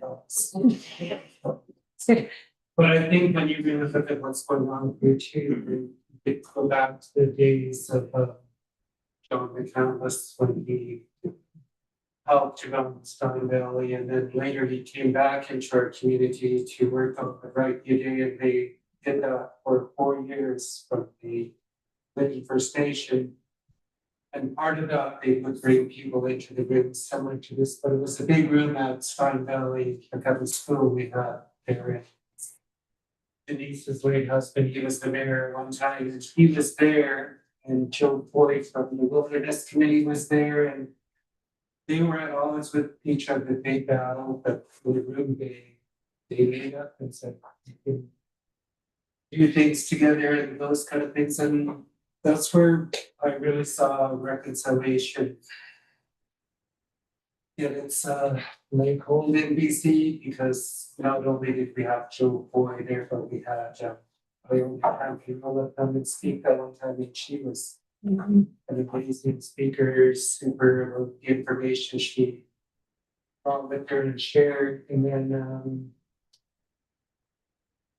there were other speakers there, but the thing that we couldn't really do was attract the other local chiefs, and Jason brought this up in this room, that there's local politicians in this room, but after the fire, we always said we want to meet with the other chiefs and the mayor and council here, and we've never done that yet. We've never been in the same room with Red Sampson and Canasta chief, the Nickman chief. We've never done it. 5 years has gone by. We asked within that year, and people were saying, "Oh, Fraser Basin can come and help you," and then Fraser Basin tried to come and help, and they were rebuffed, pushed back. So there's a lot of that kind of situation where people have offered to help and they've been pushed away. So you really have to think of what we are as a community, and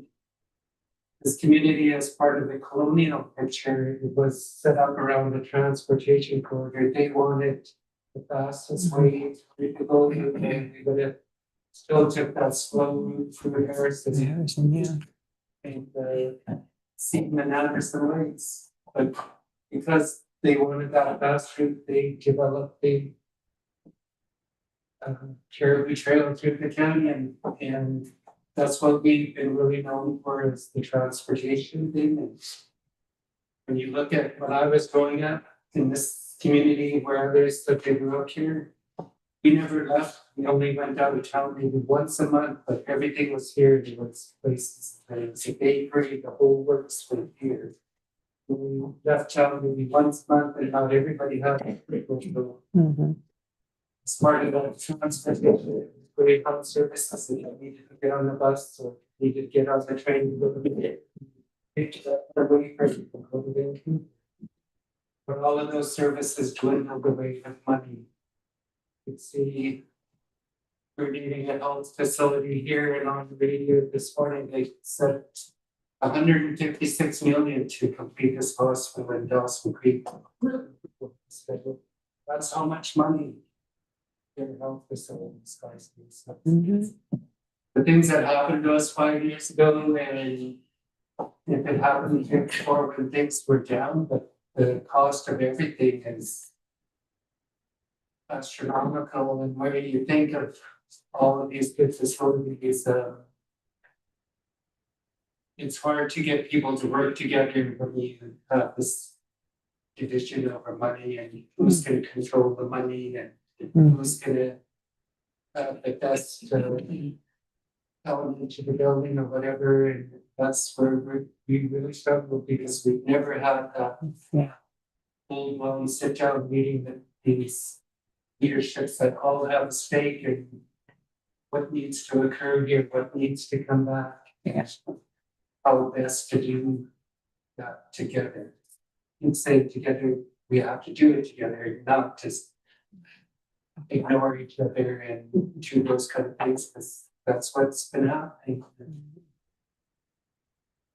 There's just so many different opportunities to do things in a good way. Like if you look at that community on the west coast of Vancouver Island, they've got a village administration and band administration in one building. Yeah.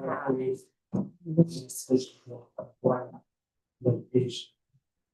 It saves money, but there is that opportunity, and when you look at Dawson Creek, that got that $156 million hospital, they have urban research in their community, and they never had that before, but they're willing to go that route just to have the getting together of the community to work on the services that they need to go forward as a community. That's a lot that we would have to let a lot of garbage go from each other. You only do that when you sit in the room and there's no cables or nothing in front of you. We've done that before. It's done by school. And when you look at those people that participated, like Bobby Joseph, he's got a huge book out now about reconciliation. And this is where he started. And working with John McCandless and those kind of things. So people have become famous around reconciliation and stuff for us. This is the ground here.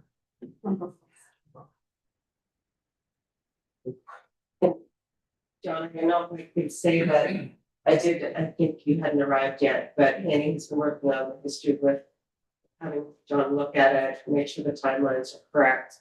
It's actually behind the flip chart and it's in the tiniest little font. So Annie clearly has really good eyes, but this will be part of the OCP and it will be vetted. That's the intent.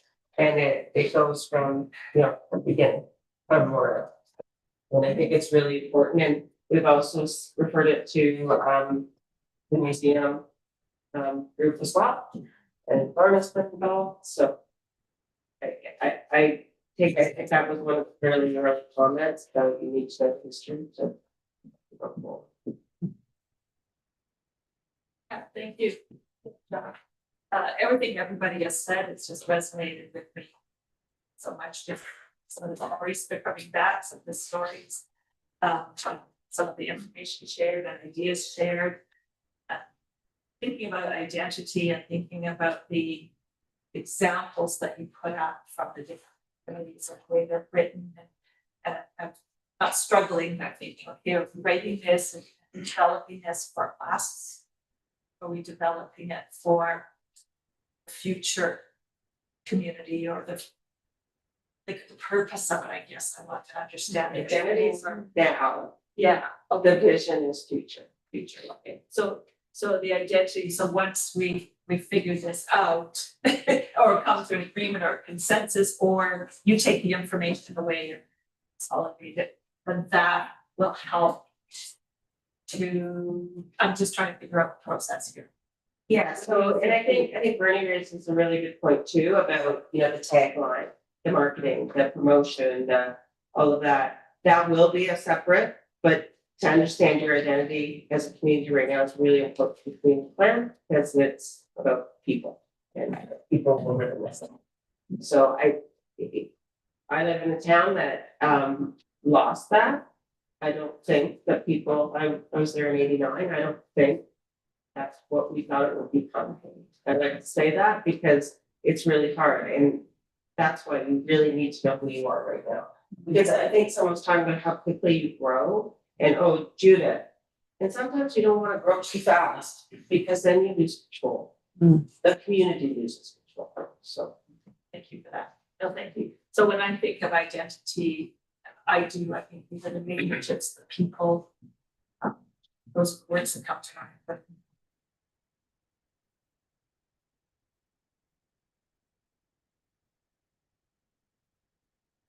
I found it kind of interesting, or actually very interesting, the discussion of the governance structures and how they create silos for the communities. And I see this as a very integrated community that, like, if you really look at it, the people are very, very integrated, but yet we have government institutions that organize us and structure us differently. So it's really until you get to these, community events that you're really into the grassroots and you see the wonderful people. And I think it's somewhat propagated too by modern technology and social media that you get misinformation. You don't get the real facts of what the community is and what people are like. And I just thought that was a really interesting takeaway.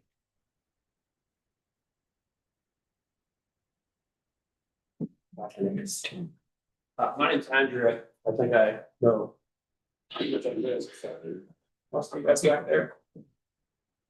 Yeah, I guess I bring a different perspective than a lot of people.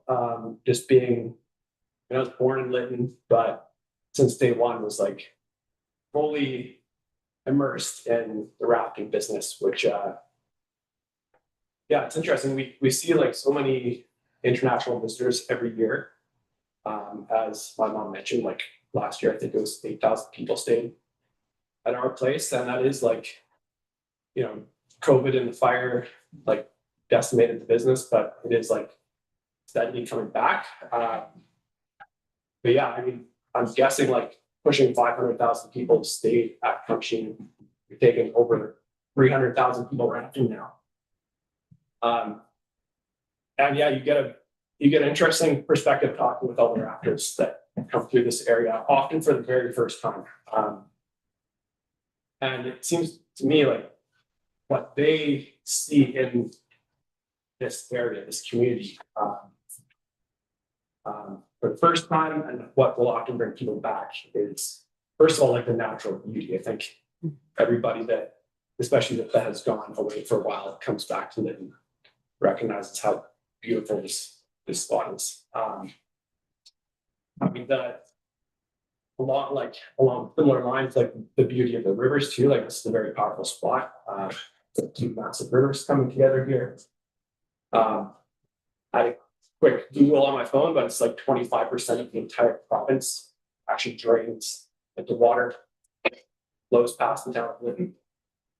Pretty significant. It's huge, like central focal point for geography, but also as you guys know, a lot of other things as well. But they recognize natural beauty. Yeah, I know that hotspot slogan maybe not too good anymore, but they do recognize how weather is always great. It's like a very nice sunny place. Love.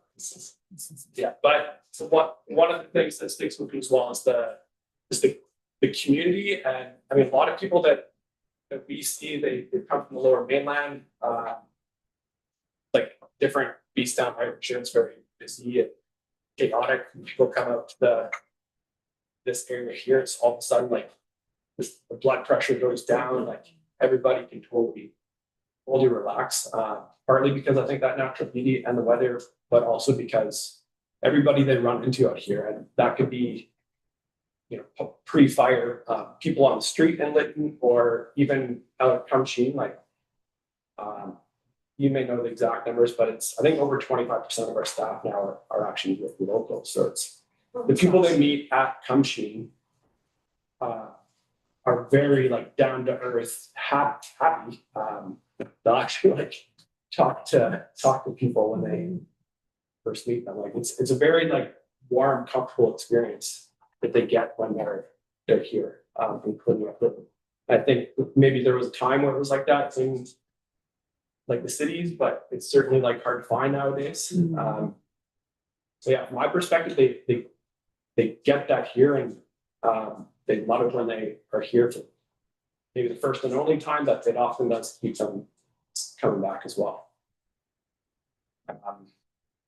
Yeah, so I apologize for not being super involved with this whole process. I'll definitely try to make it back for future meetings.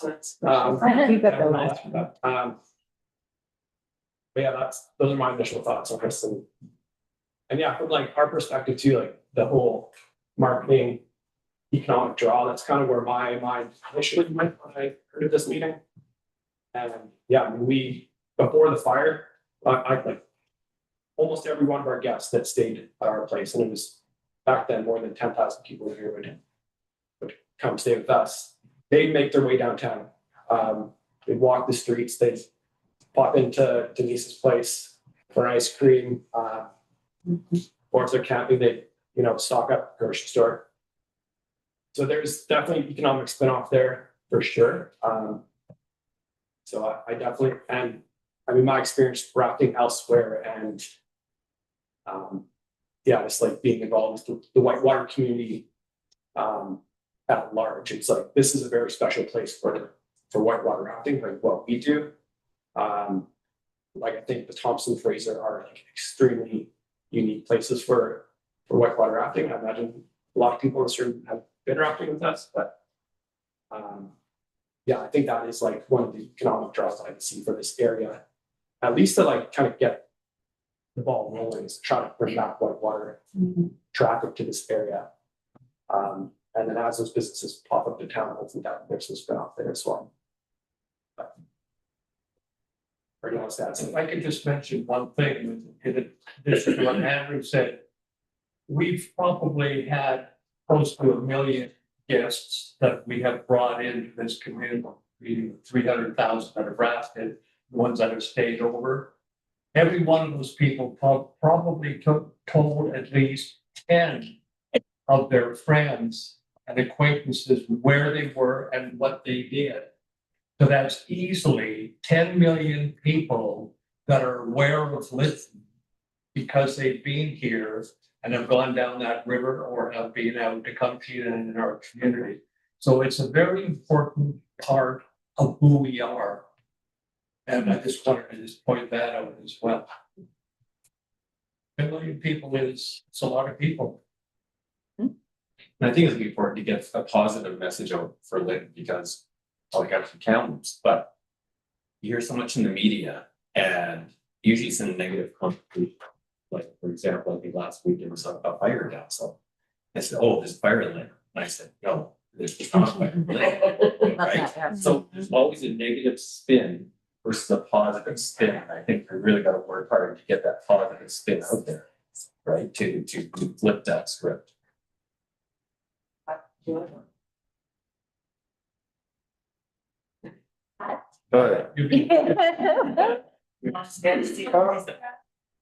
Tom Law. I'm a newcomer here. I've been here 28 years.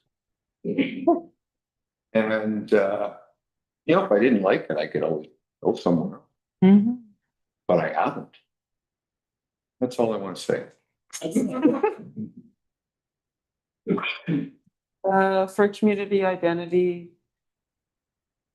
for me, it's the hills, the trees, the rivers. It's about nature. No need. Oh, really? Yeah. Wish you could have talked longer. I was just thinking. Go back here. That's okay with me. Yeah. Brian never said anything hardly at all.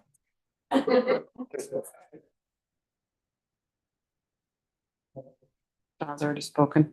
You guys, anyone? Raven, you haven't had a chance.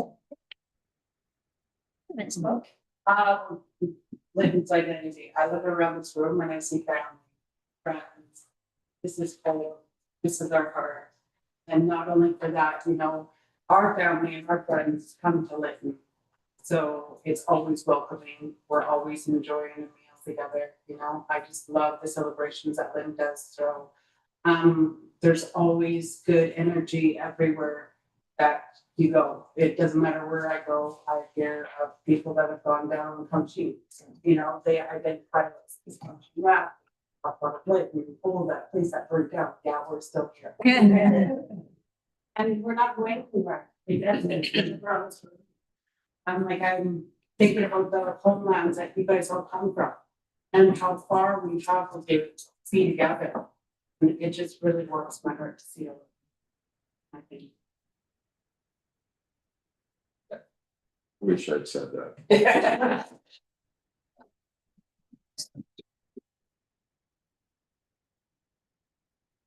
One of the things for me, not just listening to everyone, but mostly, is the layered complexity of this community is just so interesting, and it's so cool to be a part of.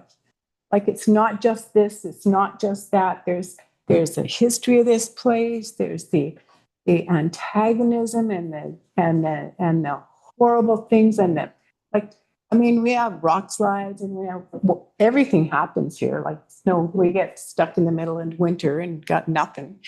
And all of that, I had a brother-in-law come and visit me at my house, and I think I live in the best absolute place in the world. I absolutely love where I live, and I'm never going to leave there. And he said, he lives in Armstrong, and Armstrong's a really nice little town. He said, I could never live here. This is a nice place, but I could never live here. And I said, no, you probably couldn't. Because in order to live here, we have to be able to just let some things go. And we got to be able to take something else in. We got to be able to accept each other. We got to be able to listen to each other and just kind of keep that moving on, sort of positive attitude, like, yeah, this too shall pass. And in the meantime, it sounds to me like what we all stay here for is the relationships that we have and the relationships that we've built and the relationships that we're looking forward to. And like, I have roots in this community. My grandchildren live here and they were born here, and I'm not going to go anywhere. Like, this is my town. And when the fire happened and we were over on our side of the river, Jessel and I, watching the town burn down, and I said to Jess, you remember, don't you? I said, Jessel, we're going to have to help our friends. We're going to have friends here that are going to need our help. And so that's basically why I am sitting here right now. Well, I probably would have come anyway, but yeah, that's why I agreed to be on council and to take on that challenging role, is because I feel like as a resident of this community for 50 years, it's my responsibility to do what I can to help and to be a positive person in where I live. So, that's it. Thank you. Thanks.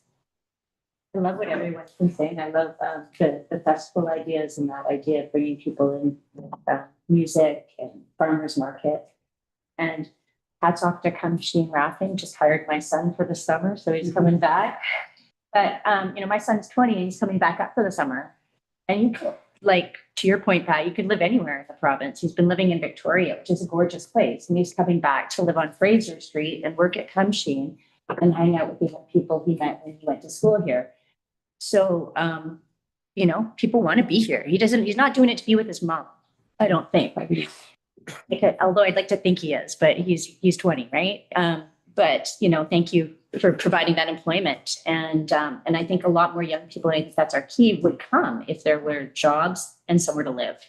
I think that's a big thing, but I really, you know, thinking about the natural assets, Mayor O'Connor and I went to an ECDEV thing where they just said, list your natural assets. And it's amazing what we have here, but, you know, just naturally, Andrew was saying, like the hollow and the rockworks and the stein.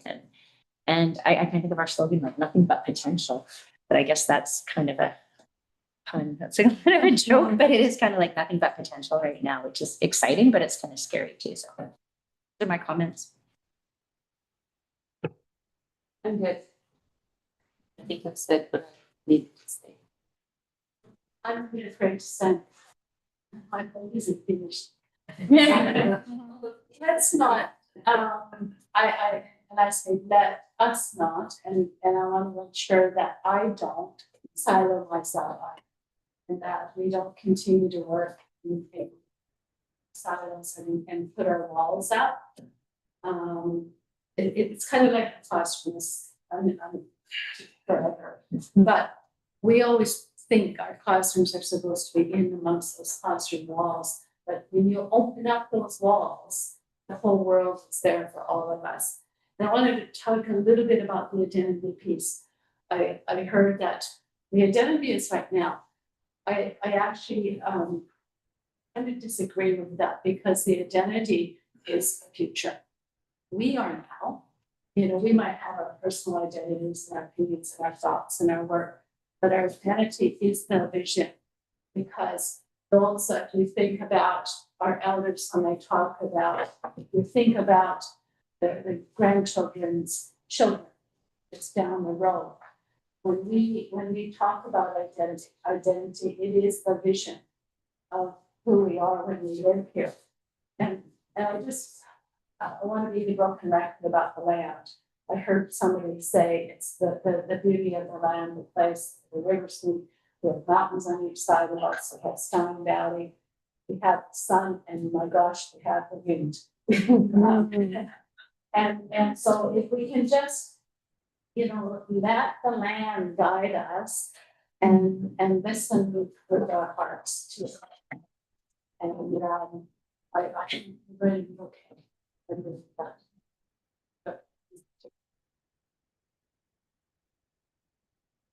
I think about our identity, agree with Gloria. I think sometimes just as an indigenous person, sometimes we get categorized as being frozen in time.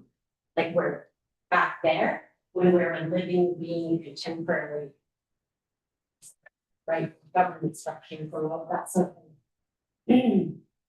So, you know, not necessarily like we have a modern story as well. So we're not just here to like mine for heritage content, right? But when I think about Lytton, I think about, you know, resiliency in real time, right?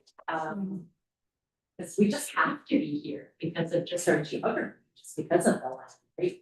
And I just wanted to reiterate that I really do think, the sake of Andrew saying that people really, people want to leave city. You didn't say those words, but like this is an interesting place, right? And I think people, like part of the marketing is, you know, come be a part of building something brand new. Where in Canada you have the opportunity to build something brand new space, like that is exciting, right? But those are the messages that we're hearing out there, right? We're hearing more barriers, roadblocks, and all this, you know, all this. You know, of course we have some not so great things, but that's okay, right? There's a lot more we can. Other stories way more powerful.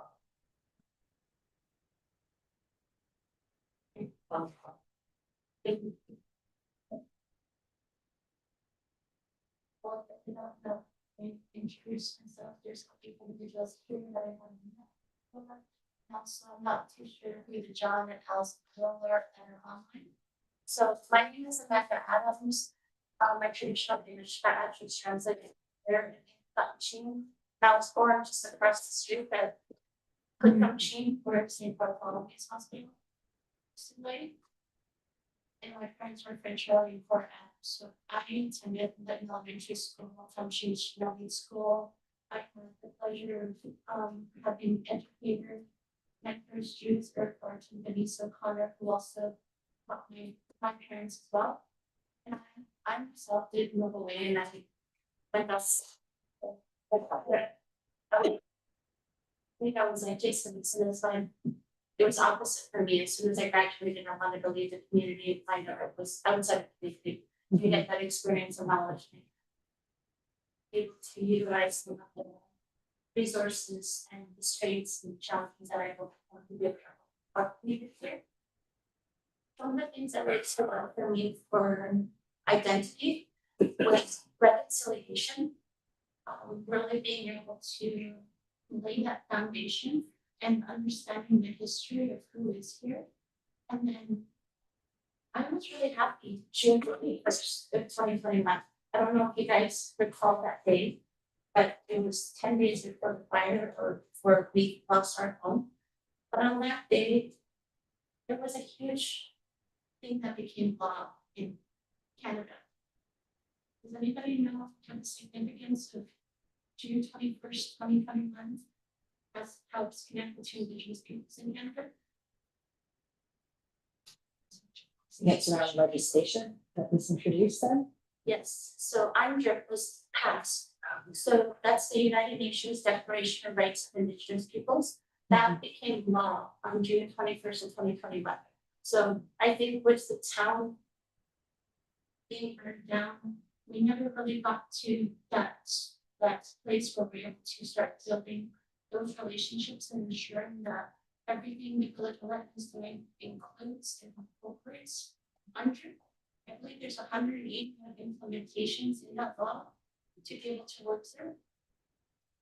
Some of the things that really stood out for me was the FPIC. And the FPIC is a free prior informed consent, which is ensuring that Indigenous peoples are a part of the decision making. Where it's not like we have to stay papers from here, but it's actually law now. It's that people get to be at these meetings to be able to have space to be able to have our workers to not to take away from the Chinese or the Italians or whoever else is here on the stage, but just ensuring that that is a healthy reminder. So for me, it was reconciliation, and then I had future generations now, and it's really sad that I feel like I'm the youngest person here. And then it's my understanding to have such a that is understand our school, how much youth we have at functions in school, and how I guess for me it would be just how did this meeting exclude or not be inclusive of the children, because when I'm sitting here, I'm not just sitting here for me today, but I'm also here for all of the children from like way down the line, like my sister's grandchildren, like way down the line for there. And then I really wanted to highlight, I already see that it's on there, was resilience, because I also want to acknowledge that this is a part of reconciliation. When I saw the poster for tonight, it said everyone welcome. So we are already taking those steps towards reconciliation and being able to walk to a space where I see two of our people solidarity on the United States supported reconciliation. So I raise my hand up to Lytton and Jason for being in those roles to be able to bring us together to have this meeting. So I try not to say that we're not doing reconciliation, but like Ramona said, we gotta try until we get to where we're at. And then the thing that kept going on in my mind was, where's your love?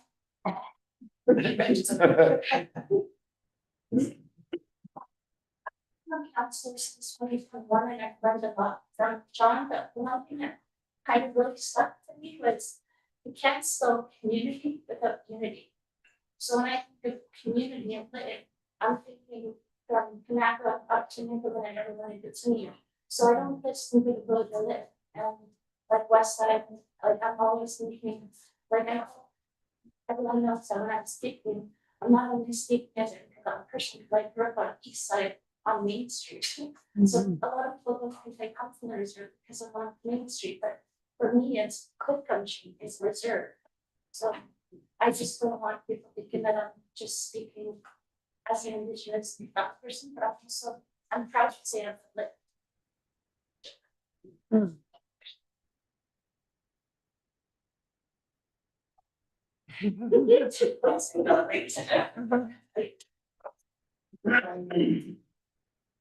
Some of you may not know who I am, but I'm Vernon LaFell. I have a business here, we've been here for, been business for, I don't know, I think 28 years or so. Same business. I guess, like, unfortunately,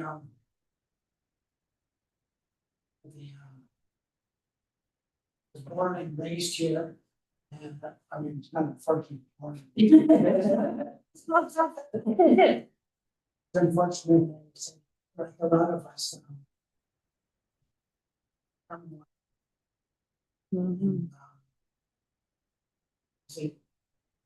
To just really was reminded that something that's missing here is youth representation. How did we miss that?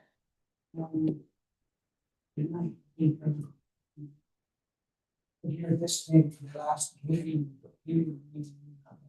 everything has to end here. I'm sure that you should be able to continue these meetings in some other form. Understand what happening. I think you should be more attracted to these meetings. A lot of them have good ideas. That's part of what you say, learning, I guess, from everybody.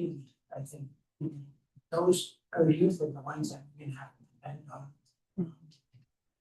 So I think trying to include them, and making sure that we include them, getting them out and their feelings and inspirations and stuff like that is very important.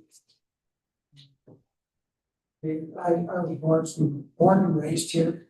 I have, I've never had a desire to live anywhere else. So don't have any desire to live anywhere. Through all the adversity that has gone on in the past few years, short years, I still want to be here. I hope that everything does come back together so that it is a better place, and this is a good way to start.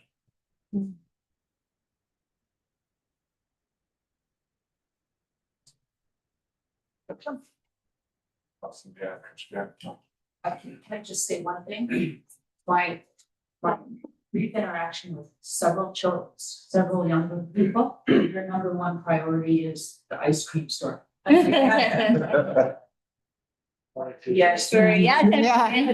And just, it's not that you're right, they haven't been engaged yet. They were formally I had some great comments at the farmers markets, because the whole school groups will come down. And quite frankly, I'm just overwhelmed to get these, but the intent, if the schools will have us. I like to work with the senior grades because I've done it before where they want Costco and Disneyland. And so you have to kind of go to a point where they're governance, but which is in the higher 4th grades. But I've also done Lego with the younger years. So it is a really big piece. What I kind of felt is to frame it a bit more for them through discussions like this, so that it'll be more meaningful for them as well. But we'll hopefully, I think we have connections in schools. Let that happen. For both schools in this, I know. Well, I haven't reached out to them, so, but yeah. Plan is to, I hear her saying. I'm sorry, I apologize for making that. I did share that I give back, to our community, because I am on the board for our school, some values of that school. And I would like to take to our board, her these comments and about, us not having our youth here today, that we can find some way, both schools, United School and our school, to really focus on those youth and not, I mean, not to you guys, but people want to help out, but I think the schools can do a really good job at really getting information from our children and our youth in very different ways, whether they're secondary or at age. So I could do that, and Amanda's on the board as well. So that's something that I would really like to encourage for us to allow the voice of those children. Like I said, the identity is the and our children are our future. Thank you. Please ownership this one. And the youth group. I don't know, yeah. I think all bands have youth groups, but we do. But you plant that seed. Yeah, absolutely. And I think that personal responsibility as community members, as aunts and uncles, and as parents and grandparents and whatnot, to help encourage our youth to come out, because advertise. This session number 7, right? Getting that momentum going and being consistent and be positive about it. Because I tell you, once you start dropping negative bombs on the youth, they do turn it off. They'll lose interest right away. So super thankful. I think this is one of our longest sessions that we had. It's a very important topic. And Well, I was just gonna say, and I don't know, Carolyn, it might be when we kind of bring everything together that we heard tonight, and we might actually need to have a follow-up conversation, or a bit more of a session, because I think that, this has gone already, and over an hour longer than we'd initially planned, but I also think there were several people that weren't ready to speak because it was kind of dropped on them, and for us, we're probably maybe not being as thoughtful and follow-up, because we're like on the spot, because we haven't absorbed either, so keep your eyes open. There could be another follow-up to this, just so that we can kind of finish this conversation and wrap into it some of the stuff we've heard. I know Carolyn's over there freaking out about her timeline for the OCP process, but no, not really. Yeah, it's just, I really would like to take everyone's comments and I hope to real results. Like, I think there was such great things. I am just your scribe and I am your writer. You guys are giving me the ideas. So and then I have to use what I've learned in life to figure out, like, the governance one. This will get my mind already going, and how do you go about doing that? And again, this will come back to you. So I'm gonna interpret what you guys said, and then it comes back. So very good. Oh, thank you, everybody. Yeah. There is food left there.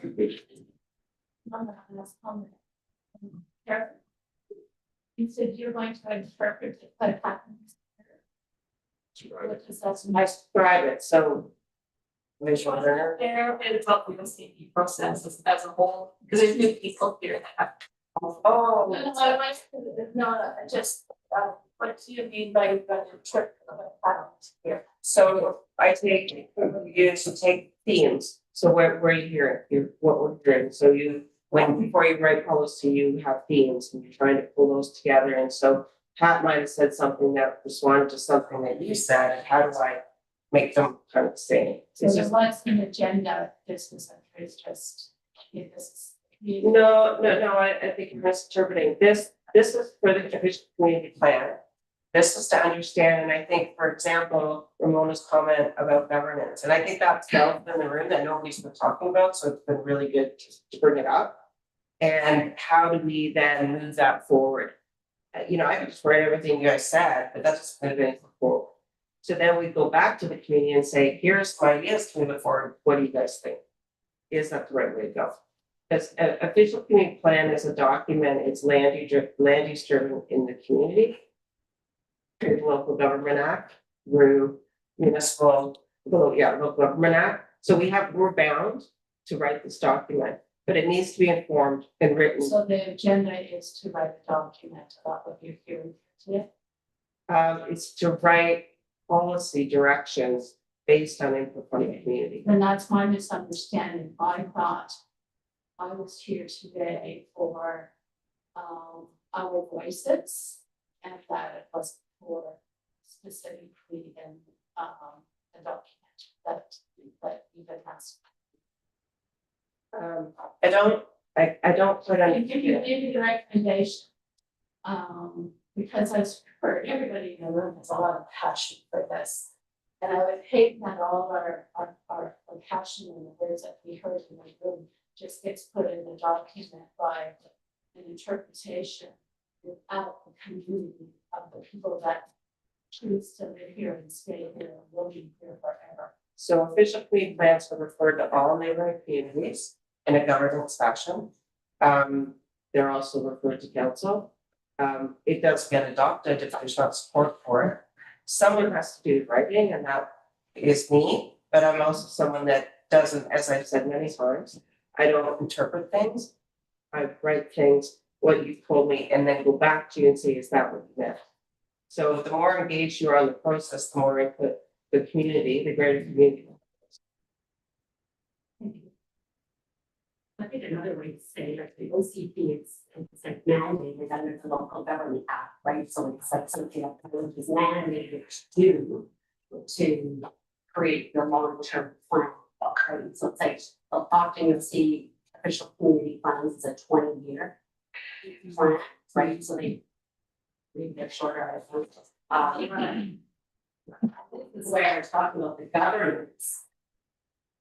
If we did have a whole charter, I mean, this could look a bit different. It could be.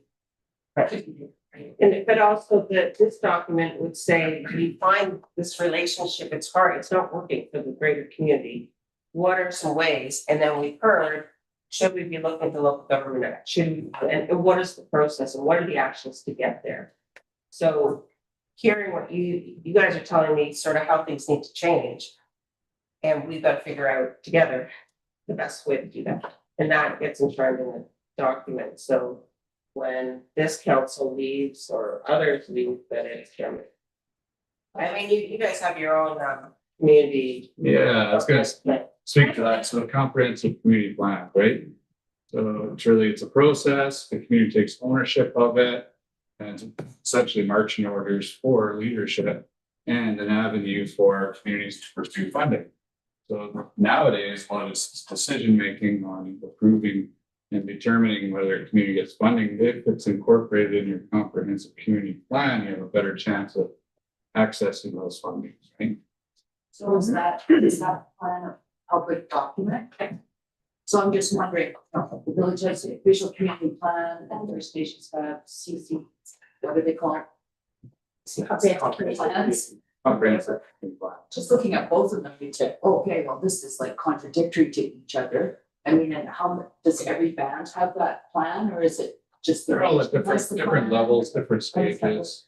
I think we've been initiating, I think John Sam was one of the first ones to initiate a comprehensive community plan through the tribal council.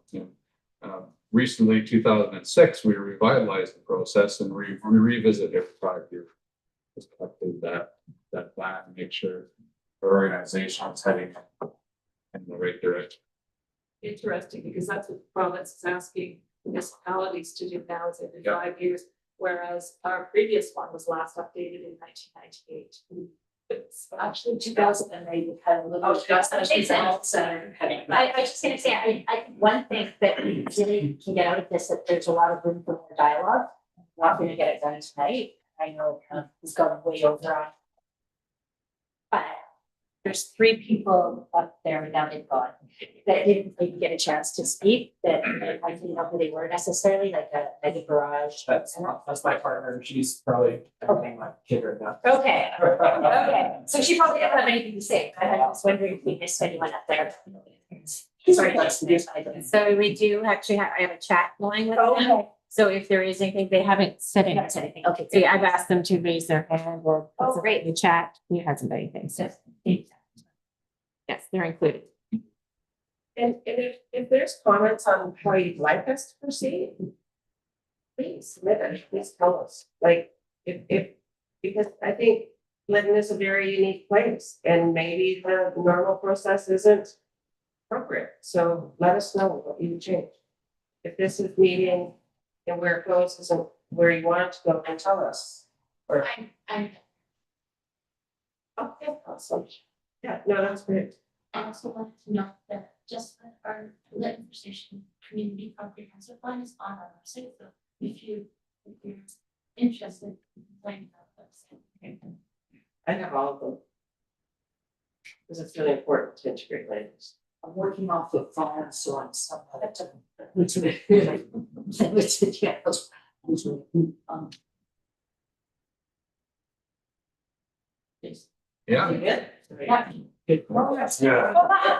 Thank you very much, Bookshop, everyone. Good luck. Feel free to come to- Yeah.